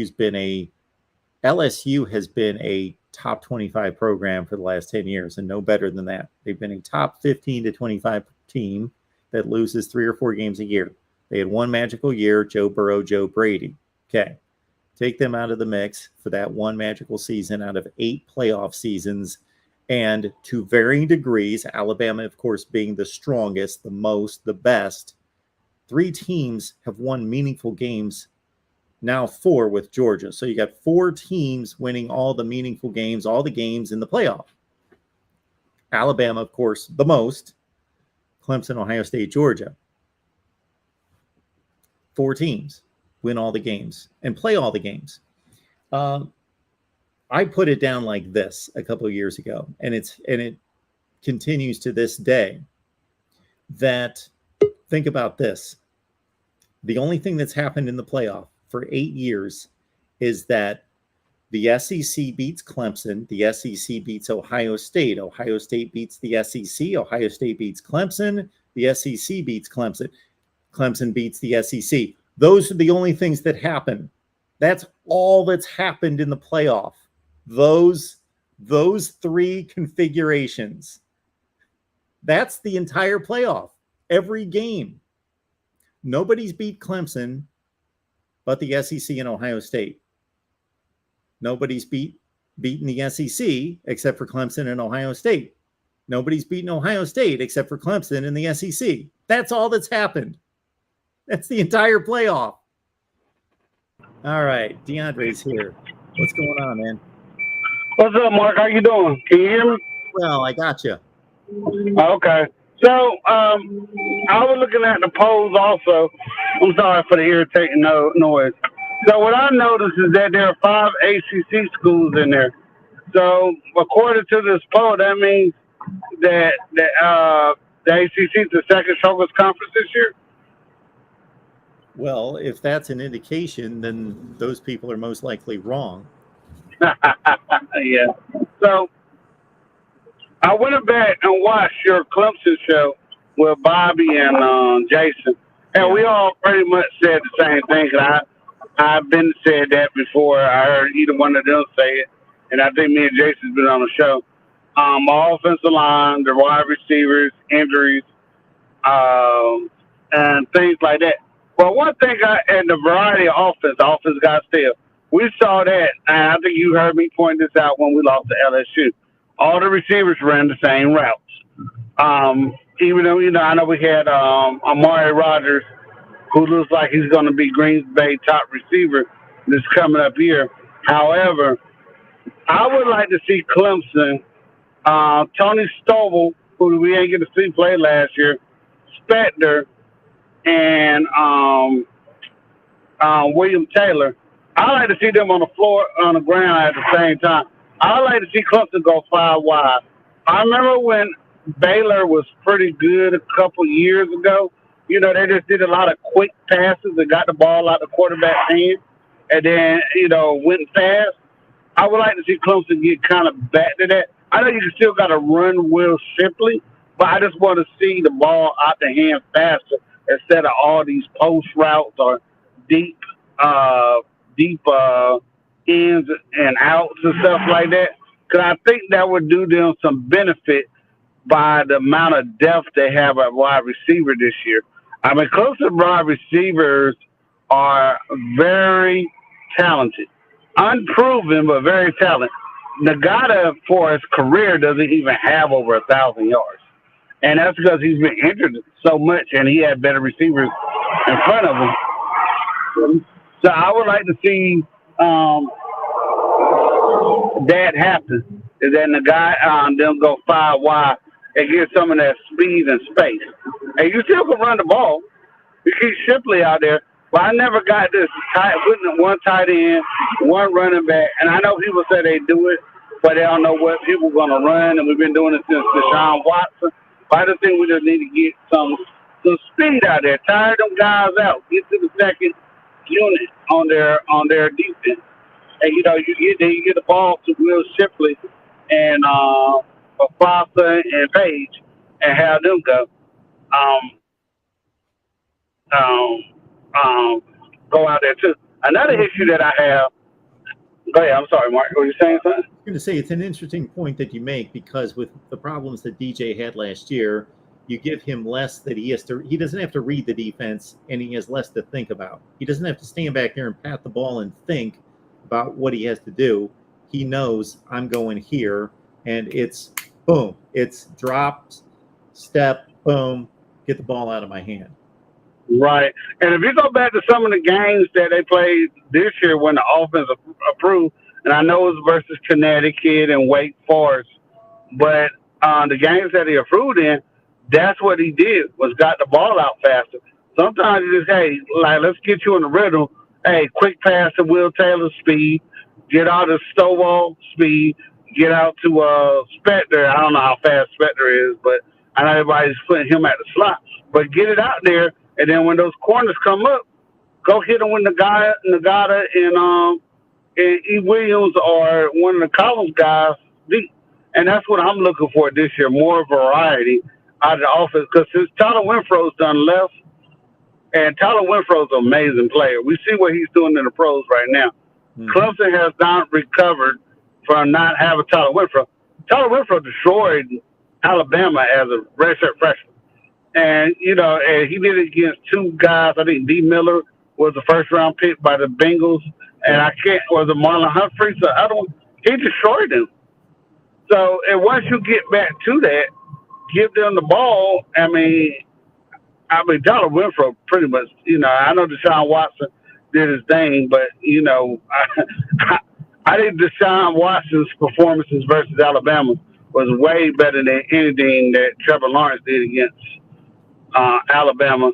And I think the defensive line and the defense really won that game with the amount of talent that they had. Not taking away from Trevor Lawrence, but I just really think that's what you had those years was somebody with speed, somebody quick. I mean, look at what Tom Brady did with those two guys he had that were slot receivers, and I think that's what Clemson was missing the last couple years.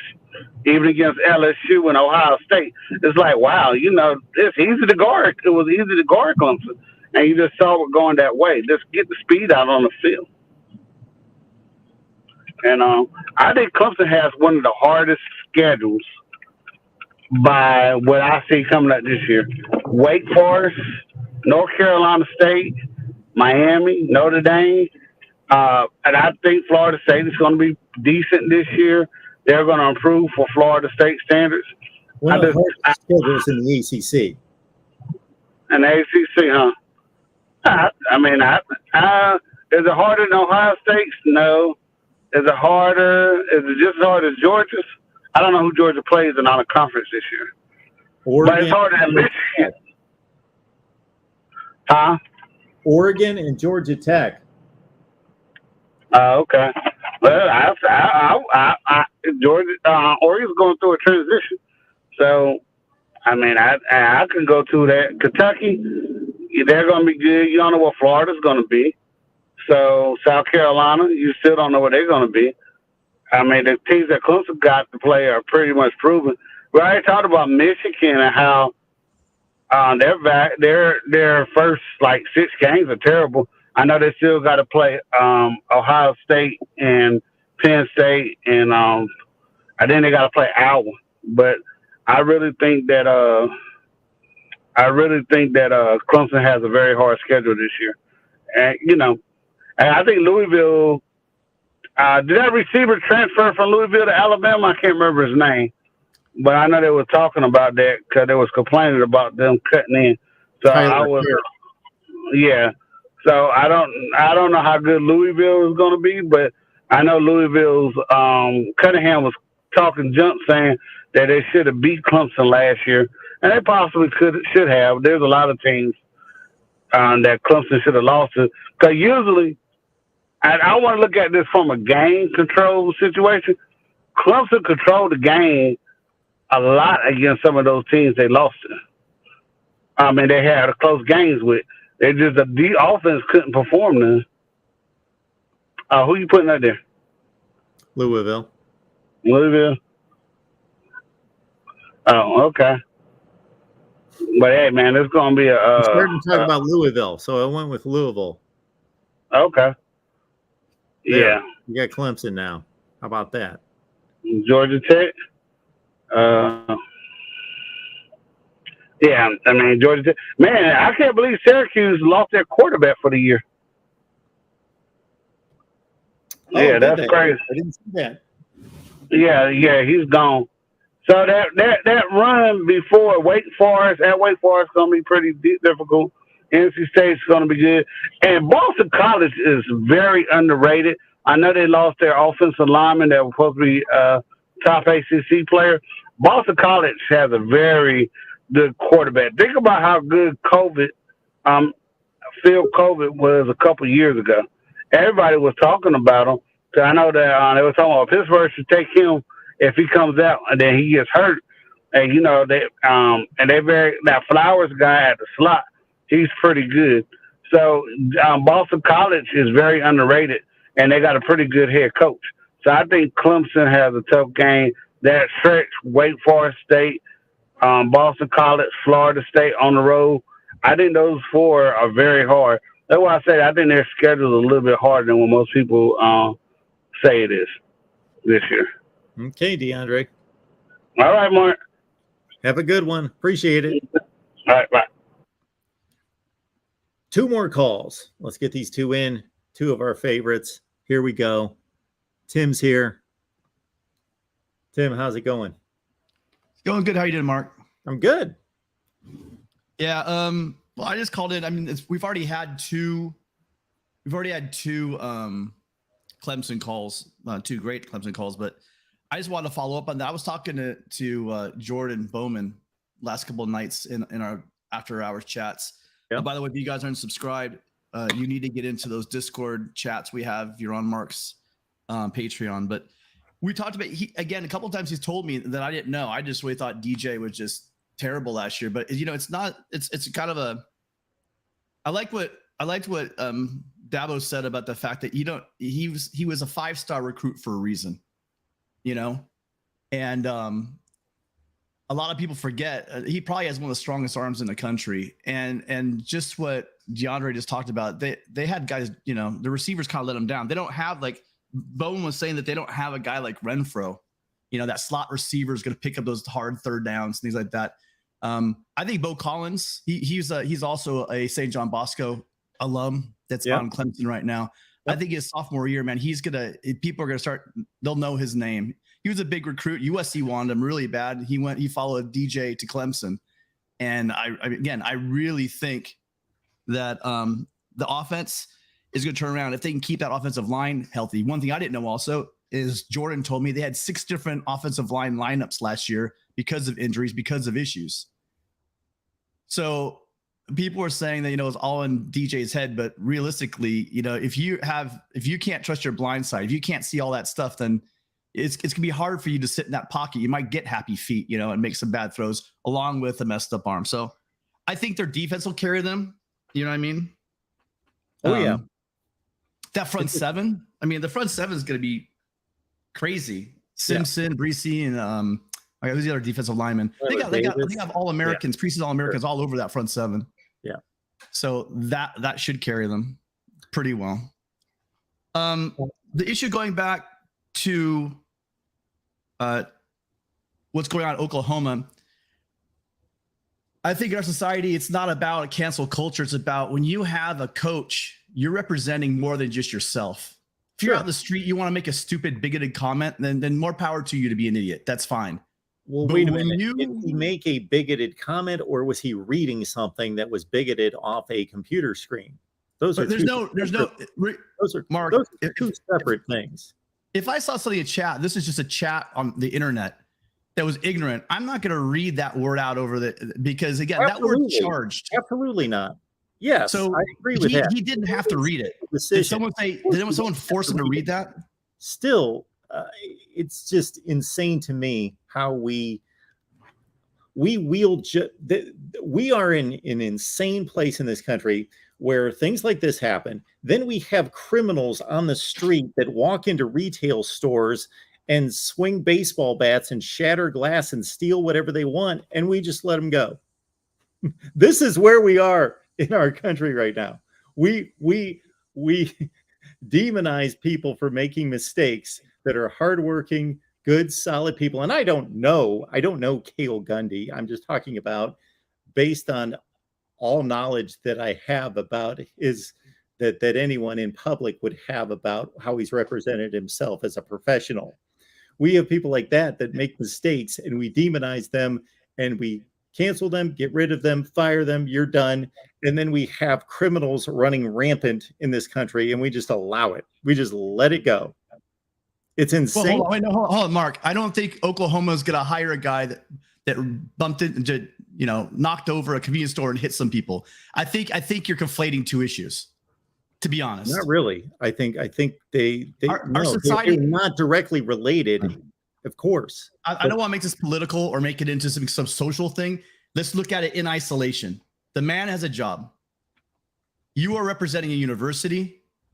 Do you condone the use of that word even in that context? Absolutely not. Okay. All right. I've never said the word in my life, not even in private. Well, and the point is it's, people out there that want to say it's just a word. I don't think I can think of a more charged word in U.S. history than the level of hatred and violence that word represents. But what we are doing is we are not allowing people to make mistakes. You cannot make a certain kind of mistake. You can make all sorts of other mistakes and offend other people, and that's okay, but you cannot do this. You cannot do A, B, and C. We have a hierarchy in this country that is basically determined what's right and what's wrong and what is going to be penalized versus other things that should be just as offensive to other groups of people, but that's okay. I would hope that people well, first off, I think right and left is stupid to begin with. I think people on the far right and far left are idiots to begin with. But when you get to a point, absolutely, when you get to a point where the man knows right from wrong, to excuse it, I equate to being a coach. It was kind of reverse. When someone told me when I switched careers to become a teacher, they said, "You've been coaching for years. You love working with young people. Why don't you teach?" And I laughed it off at first, but then I thought about it. Yeah, I think the parallels between being a coach and being a teacher are very close, because you entrust your kid to a man or a woman. It's a lot of trust given to somebody. Sure. He's not working at 7-Eleven. He's not working, but if you're like a police officer, if you're a teacher, if you're in a position of power like that, if you're a coach, you're in a position of power, you're supposed to be teaching these men how to act like men. Yeah. Not showing them. We can call it a mistake, but the point is there's no room for people like that. Yeah, you can be careless. I'm not saying crucify. There is no room. That's the problem. There's no room for anyone to make certain kind of mistakes. Not in that position, no, Mark. He's not representing himself. I will tell you this in full confidence that my daughter, who just graduated from a certain university a year ago, she would tell me things that professors would say in the classroom that were far worse on certain levels than what was said there. And because they were directed at certain other types of people, it didn't matter. They could get away with that. And I would tell her, this is insane. Two wrongs don't make a right. I'm not arguing those people shouldn't lose their job either. That's not a defense for this guy. We can't say that, well, other people make stupid, bigoted comments and they don't get a, and it's like, what is the point? That's not a defense. No, Cale Gundy is in a position that he represents a university. When you are given that privilege to represent a university, and you're given the privilege of a parent sending their kid to be instructed by you, you are in a special position that there isn't room for errors like that. You need to hold yourself to a standard, and if you can't do it, you're not fit for the job. But the level of impression that you're giving and impacting a 20 or 21-year-old is far less than what is being impacted on 5 and 6 and 7-year-olds, and we don't seem to be holding those people accountable. I would argue that what I know about child development, Mark, because you can imprint on kids at that age, but you could also, as a coach. When I was 20 years old and I sat in a college classroom, I don't care what any professor said to me. It had very low impact on me. My values, my beliefs, they were set. I didn't give a damn what they said to me. They could have told me anything about any type of politics, social values, anything. It would not have had any impact on me whatsoever. Look, it's one man's opinion. I'm not saying this way. Apparently, other people agree with me. Other people disagree. This is a charged situation. This isn't about what some races could say about other races. Some words say what words. Making a bigoted comment, regardless of what your excuse is for it, I would say is unacceptable. So we shouldn't have a double standard. We should. I don't care about double standard, Mark. Forget all other people. I'm asking you: is it okay for Mike Gundy, for Cale Gundy to make that comment? Yes or no? No, it's not. Does he represent the University of Oklahoma? Yes, but if somebody goes to work, and I'm making a lot of assumptions here because I don't know Cale Gundy and I don't know what he's done there, but I'm going to assume since he was still employed after 24 years that he was doing a good job and that he was a professional. I'm going to make that assumption because I don't know. I don't know what his employee record was. But again, this has nothing to do with if he works at Walmart, if he works somewhere else. Company for 24 years and I've built up an equity of complete professionalism, strong values, doing the right things, treating people the right way, I would hope that I was able to make a mistake. That we are in an insane place in this country when people cannot make a freaking mistake, and we're going to call them out to that degree. Especially, and again, I'm making assumptions because I don't know about Cale Gundy's record. So we don't know. That's my point too. We're hearing his side of the story. We're hearing the press release. I'm not hearing any side of the story. I just heard on Twitter. I read the release. I read his point. Look, it has nothing to do with him as a human being. It has him. What I'm looking at is he represents a university.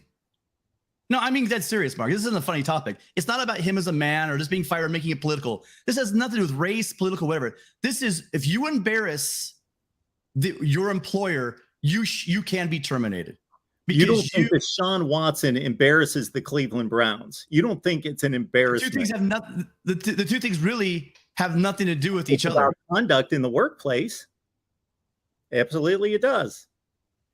No, anyway, I'll get back to football. I just think that teachers, because I'm a teacher, and coaches, I think is a huge parallel, and you should be held to a higher standard than just the average person. Of course, you should be. And this is just the reason why Oklahoma's not doing it. I'm sure that he has a lot of friends there. I'm sure he might be a great guy. What I'm saying is that when you're asking parents to send your kid to come to their school, and you walk around making what everyone wants to call a little mistake. You guys, that's not a little mistake. He didn't forget practice. It wasn't a little mistake. That's a poor. That moment was a very poor. It says a lot about his judgment that he would say something like that. Sure, but maybe his 24 years showed that he had great judgment in all other instances. Why he has to pay the price of that? I just. You're not going to be able to change my mind. I don't get it unless there's a lot of other things going on that I don't know about. But I'm just taking it. No, we don't know. If there are other things involved here, then my opinion changes. But based on what I know, I think that we are at a dangerous place in this society. Not just in this instance. There's all sorts of examples of it. We're in a bad place in this society. And I think most of the people watching, they understand that. They know. No one has to explain more to me. Again, I teach in your city. Nobody has to tell me that we're a really poor place as a society. Trust me, I understand that. For a lot of I'm not for the woke culture where everyone wants to be singled out. And I'm saying I'm looking at specifically in the context of this exact situation. I'm not trying to conflate it with some words are acceptable, some words aren't. In my book, that word's totally unacceptable. Absolutely. In my book, when you represent a company or a university, if you're going to embarrass the company or the university on that level, you lose your job. Is it unfortunate? Of course it is. Was it a mistake? Possibly it was. but you can't make those kind of mistakes when you are given the privilege of representing a university. Do you disagree? On your opinion, and I respect your opinion. I disagree, and that doesn't mean my opinion's right. There is obviously a line to be drawn at some point based on your judgment, based on my judgment, that this mistake warrants discipline, this mistake warrants termination. And there's a line. There's a line there for you. There's a line there for me. And based on the facts that I know, and I didn't dig into this story, that's not it. If he's an exemplary employee. Now, if he's got a long list of other issues and he was riding the line, then this might be enough to say, you know what, this is enough. Bye. Sure. I just so if you're thinking that I am dismissing the fact that certain words there's equally racially motivated that are used against other races are acceptable, that's apparently our culture has no issue with. I'm not arguing that. I think it's absurd what gets to go on. Do I feel? But I'm not here I'm not really here to talk about any of that shit.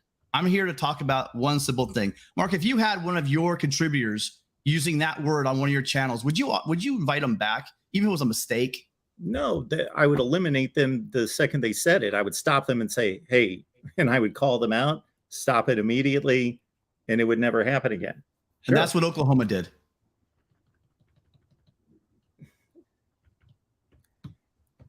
They were in a meeting.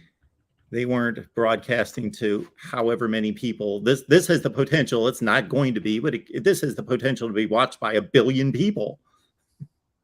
If it could have been swept under the rug, my guess is it would have been. I think are any of us naive enough to think that this has only happened to Oklahoma? I mean, come on. I'm sure there have been worse situations at other schools where it's been swept under the rug. I don't think we have to go on and make an extreme case for that. Anyway, listen, I don't want to spend 10 minutes talking about this. I'm not here to make a political comment. I'm not here to say what words are right, what words are wrong, what words can be said, what words can't be said. What I'm saying is purely, in my opinion, in a position as a coach, in a position of power where you are entrusted with young men what we hear all the time, we sculpt men here, right? How many times you heard coaches say, I'm not here in the business of football. I'm here to bring the best out in men and this, that, blah, blah. Well, if you're going to have that kind of attitude, you got to hold yourself to a much higher standard than if you're running the local Walmart.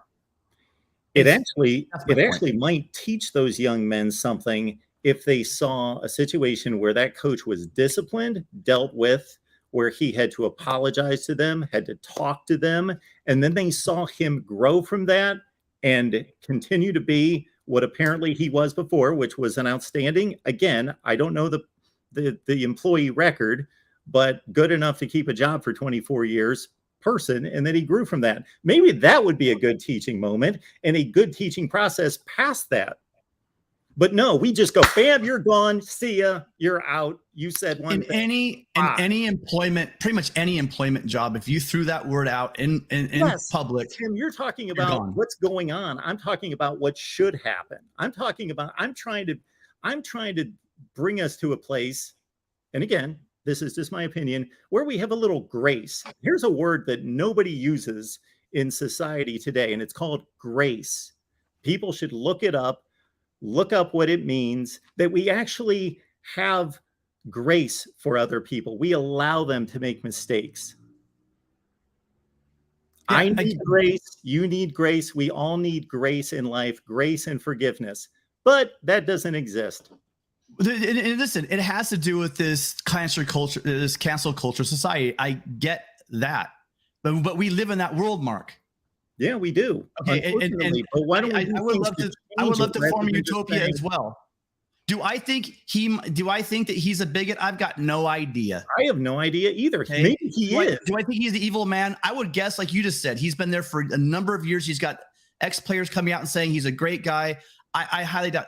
What I'm just simply trying to say is people are all up in arms about what's happening. And I'm just saying, when you take a job like he has, you know you're held to a different standard. This is not about free speech. No, he is paid good money to represent a university. Sure. And so No one should be. Did I even say, Mark? I hope you're not gonna be wrong here. Do I think he should be fired? Do I think he should be fired? I think given our society, yeah, if I could fix the world, I agree with you, because again, I'm a teacher. I know that people make mistakes, and what you do is you try to get them to grow and learn from it. I get that. The only thing, as I understand it, Tim, that we disagree on is you are speaking the truth. You are speaking in today's society what happened to him, and it's obvious that was backed up by the actions taken at Oklahoma. I am talking about what I would hope the way things should be. Yeah, well, I mean, sure, but the genie's out of the bottle. Then what do we have to talk about if we're talking about what happened? That's what happened. Boom, it happened. That's what happens in this society. Bye, we're done. We don't discuss it. But I'm trying to promote something a little higher. I believe in goodness in people to a degree. And the discussion I'm having is when you're in a position like Cale Gundy's, or if you're a police officer, or if you're a teacher, which are very difficult jobs, and you can easily make a mistake. When you have those positions, you know that it's a privilege, and you know that you have to put up a lot of crap, and you're one mistake away from losing it, your job. But there's a reason for that, Mark, because the flip side of that is you got to really be able to take, listen, the flip side of that is you can't have people making those mistakes in those positions, period. Because you have to set a standard, because if you let it get, if you allow that to happen in your organization, it's like, okay, well, if I say that word, I'm just going to get, counseled, and everything be okay down the road. You have to set a standard for positions of trust. And if you're given a position of trust, you go into that job knowing that you don't have the leeway to make a judgmental error at that level. That's all. And again, I believe we've got a double standard. And I'm not just talking about, or I'm not talking about a racial standard. I'm talking about in other categories that there are allowances given to people in those positions that I think are absurd, to allow them freedoms to tell children. I agree 100%. Things.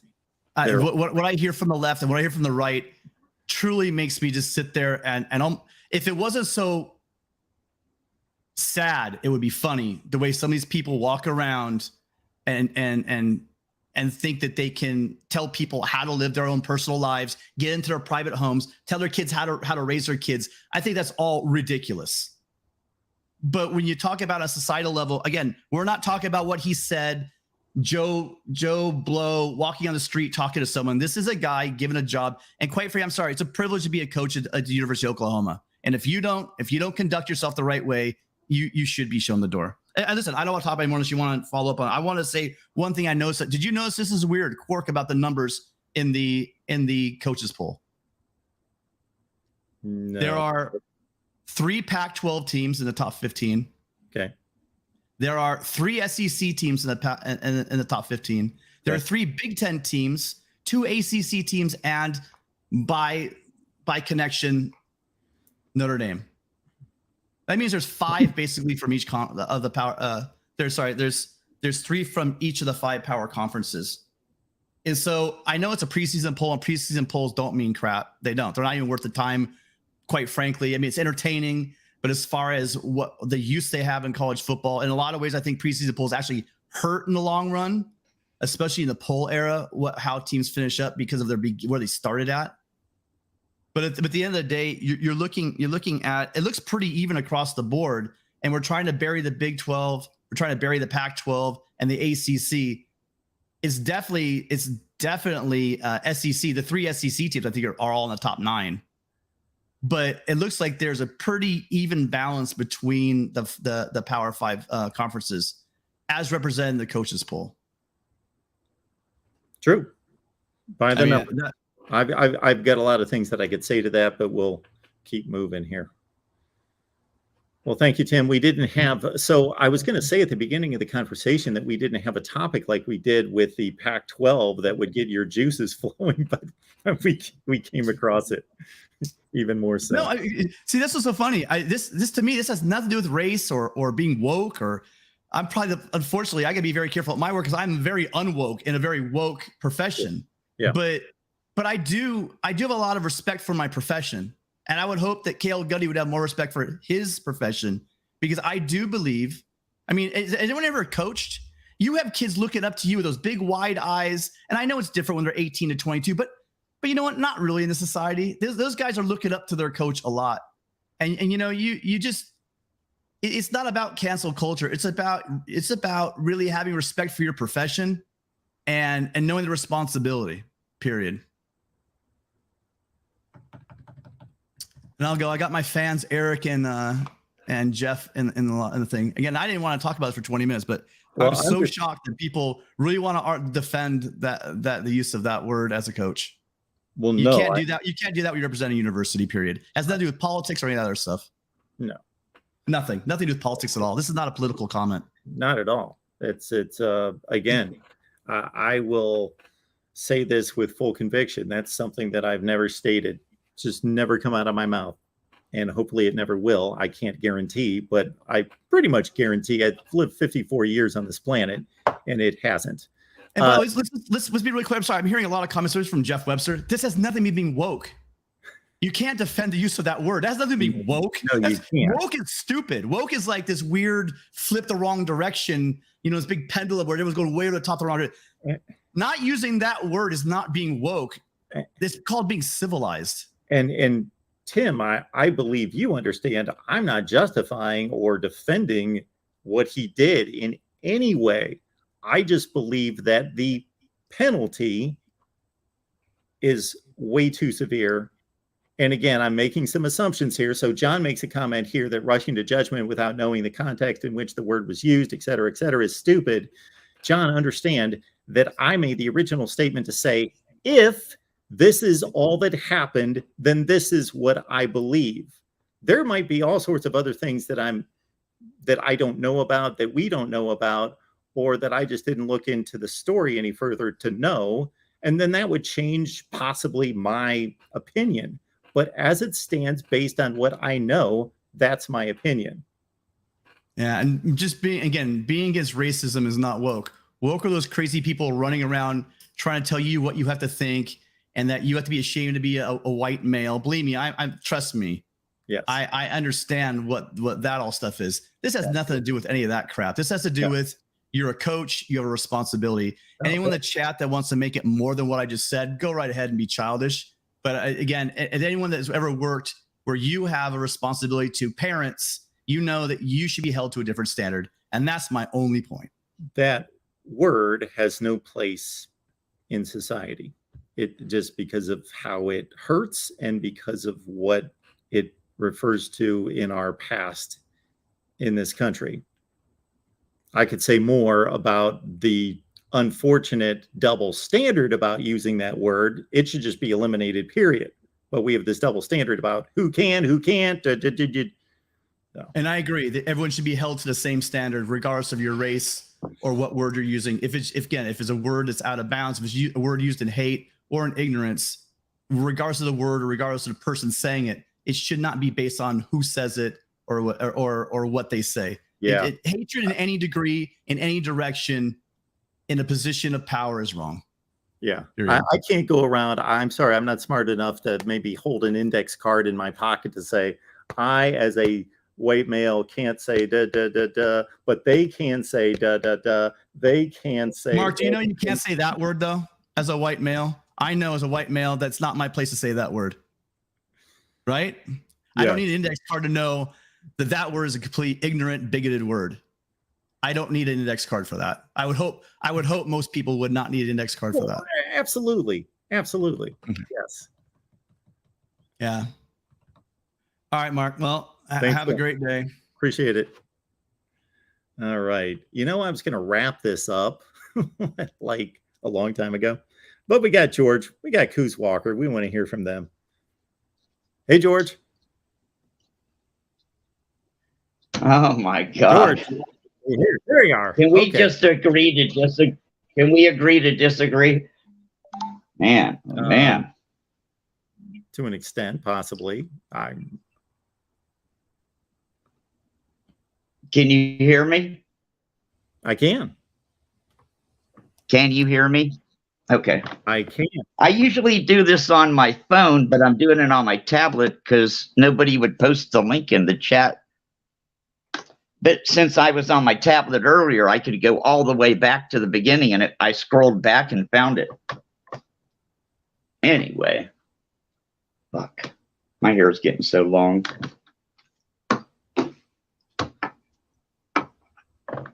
I'm almost afraid to say anything, man. What should we talk about?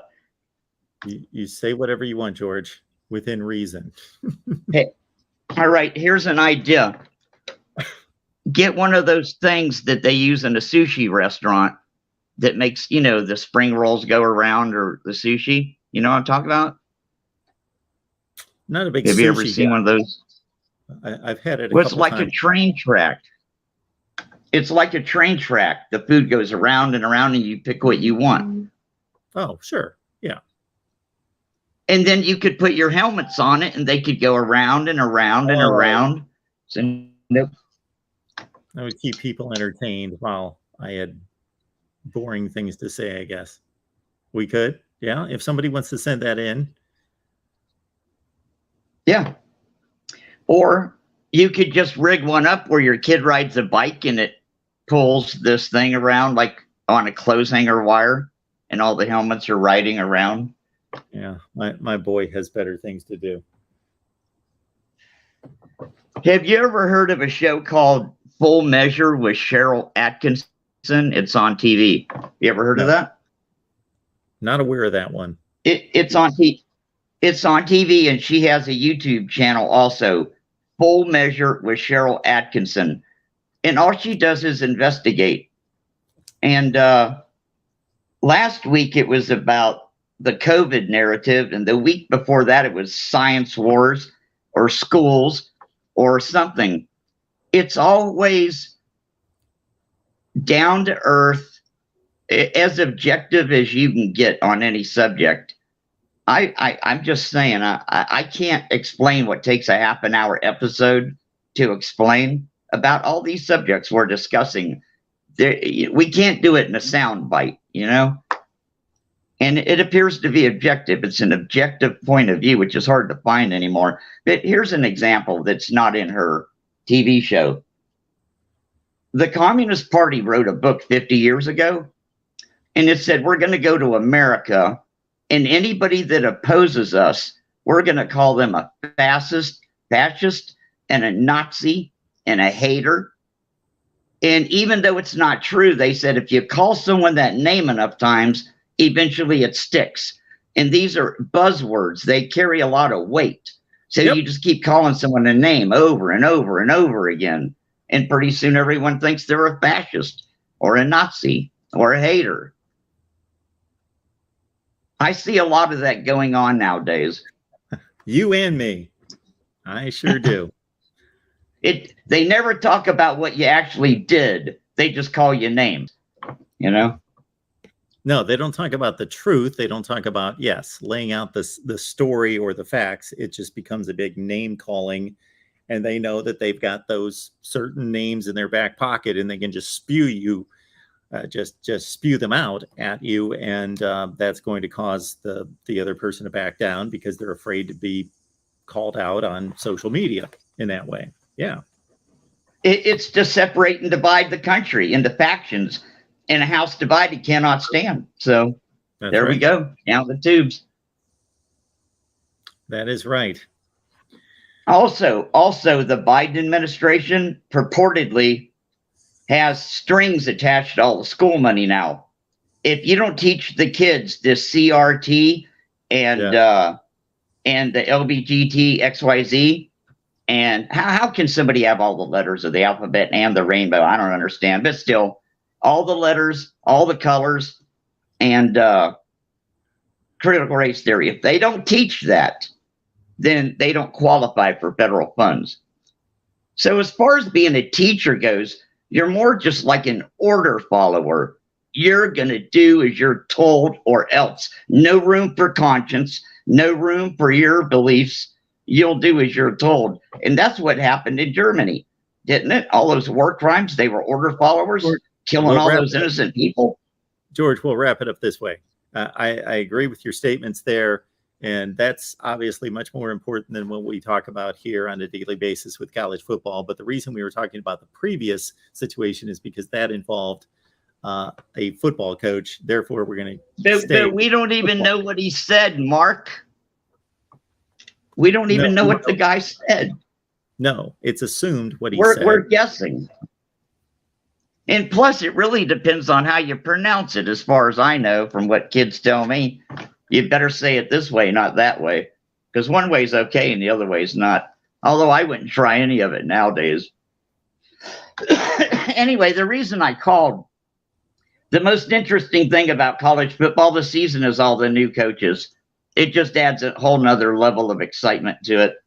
I want to see what Kelly does, and Napier, and Riley. I'm missing some. But, Venerables.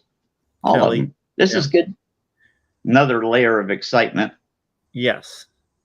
Because we didn't have any more coaching turnover than we typically do, but at that level, I don't know that we've ever had that many major jobs transition. I forgot Cristobal. Yeah. And Mario. One last thing. I still think we should do 3 tiers of playoffs. They take their first 4 to their invitational, and then we have the NIT level one, the next 4, and then the next 4. And that'll give the TV channel something to make money on. And you can incorporate the bowls. There'd be the A championship, the B championship, and the C championship. Maybe a D championship too. And then we can take those 4 champions. No, we can only do 2 more. Never mind. Forget it. It's too complicated. Whatever ESPN wants. All right, George. All right. Bye. I love you guys. And remember, love one another. That's an order from God. Good. All right. Good. Thanks, man. Later, Gators. All right. Let's wrap it up with what I believe is going to be some common sense here. Not that the previous calls weren't, but we got Justin here. What's up, Mark? Not too much. How you doing? I'm good. I was hoping to get in with Tim, but that's okay. I'm sure he's still listening. He was in here a second ago. I actually agree with both of you because I think you both kind of agree on some of those issues. But while your show has been going on, there's been some updates on the whole Kel Gundy thing. And I don't know if I came in late, so I'm not sure if you caught it or not. But apparently he read the word multiple times, not just once. Yeah. And that changed, I think, to me, in my opinion, because I've actually done 2 videos on this already today. My first one, I was ranting and raving about what you were saying, cancel culture, it's ridiculous, all that.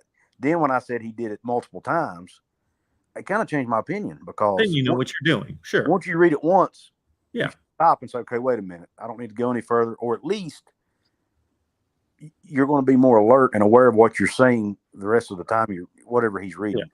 However long it was, you'd be more aware of what you're saying, right?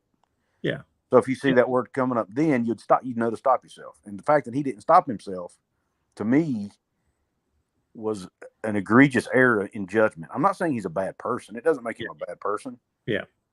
But like Tim said, in the position he's in, he has to do a better job of reading the room, knowing his audience, and that he's around impressionable young people. Most of them of a different skin color, and he's probably has to use better judgment in that situation. That's just my thoughts. Well, to me, that's new information. So that changes my opinion right there. That's the reason I wanted to chime in earlier, because I figured you didn't know that. And even if you didn't agree with me, I still would respect you. But I figured it might change your thinking. Because, Justin, I don't know if you've ever done this, but I've done this a handful of times. Obviously, we all know how our minds processes information versus our mouth. And most of us can glance at a comment and we can read it in a split second before we ever start to utter the words. Absolutely. But there's been 3 or 4 times where I read a comment before I did that.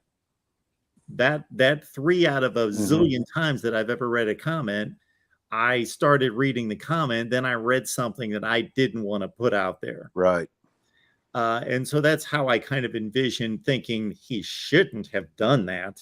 I never disagreed with that. Right. That was just dumb to do. Even if he was completely innocent and unintentional, that's just a dumb thing to do.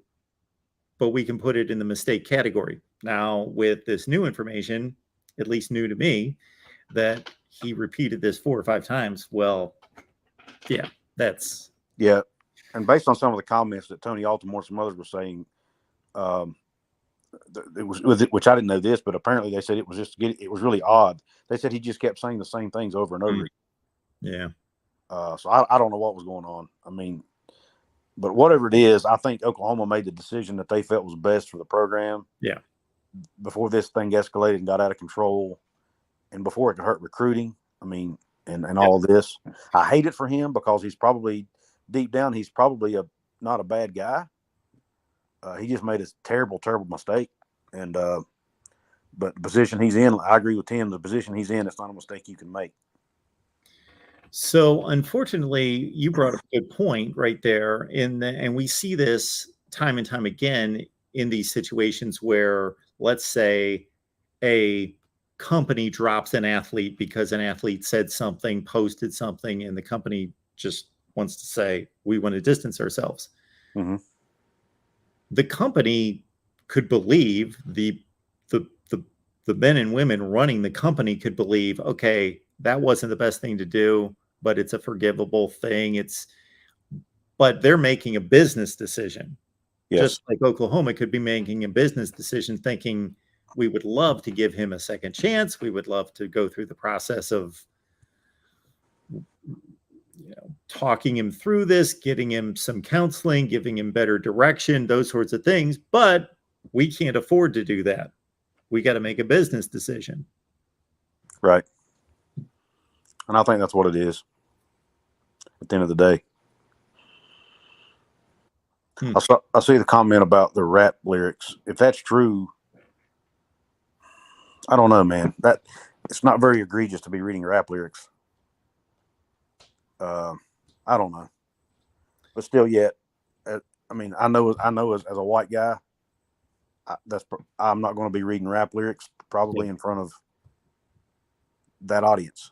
Yeah, exactly. You know?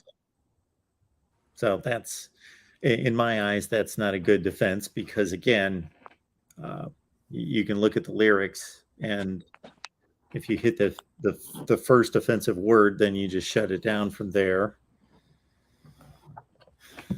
Yep, I agree. Past that, yeah. Well, I don't want to keep you, Mark. I know you've been on here for 2.5 hours, so I'll let you go. I just wanted to share that with you. Thanks, Coos. I appreciate that. Yeah, man. Have a good evening. All right. So there you go. I stated that many times throughout the my rant that there's new information, that I may change my opinion.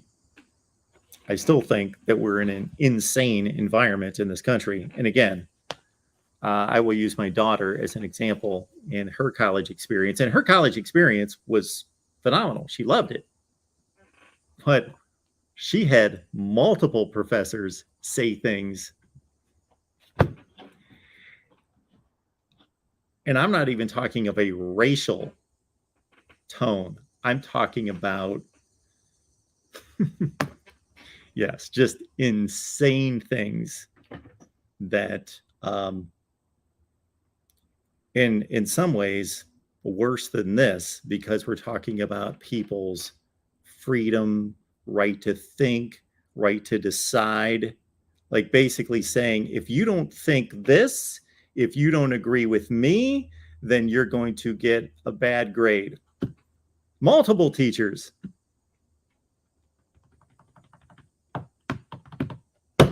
All right.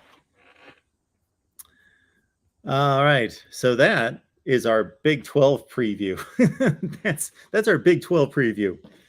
Not much of one, but that's what we started. That was our starting point to talk about the Big 12, which, again, I think, especially once Oklahoma and Texas leave and the new 4 come in, is going to be an intriguing conference and should be this season between Oklahoma, Texas, Baylor, and Oklahoma State. Who's going to win the thing? I will let you know before the season starts. I will take my best shot at it. All right, folks. Appreciate you being here. I'm going to continue to post content, of course. We will see what's grabs me next. It might be a look at the coaches poll. It may be another week one preview. We've delivered Florida and Utah. Check out that video. We've got other key matchups, of course, in week one: Oregon, Georgia, Ohio State, Notre Dame, Purdue, Penn State, West Virginia, Pitt, and others. Right here at the Voice of College Football. Appreciate the support. Venmo, PayPal, and Cash App is as is indicated on the scroll. And also keep in mind that we've got our Discord. Go to patreon.com, search Mark Rogers TV, go to that Discord right there.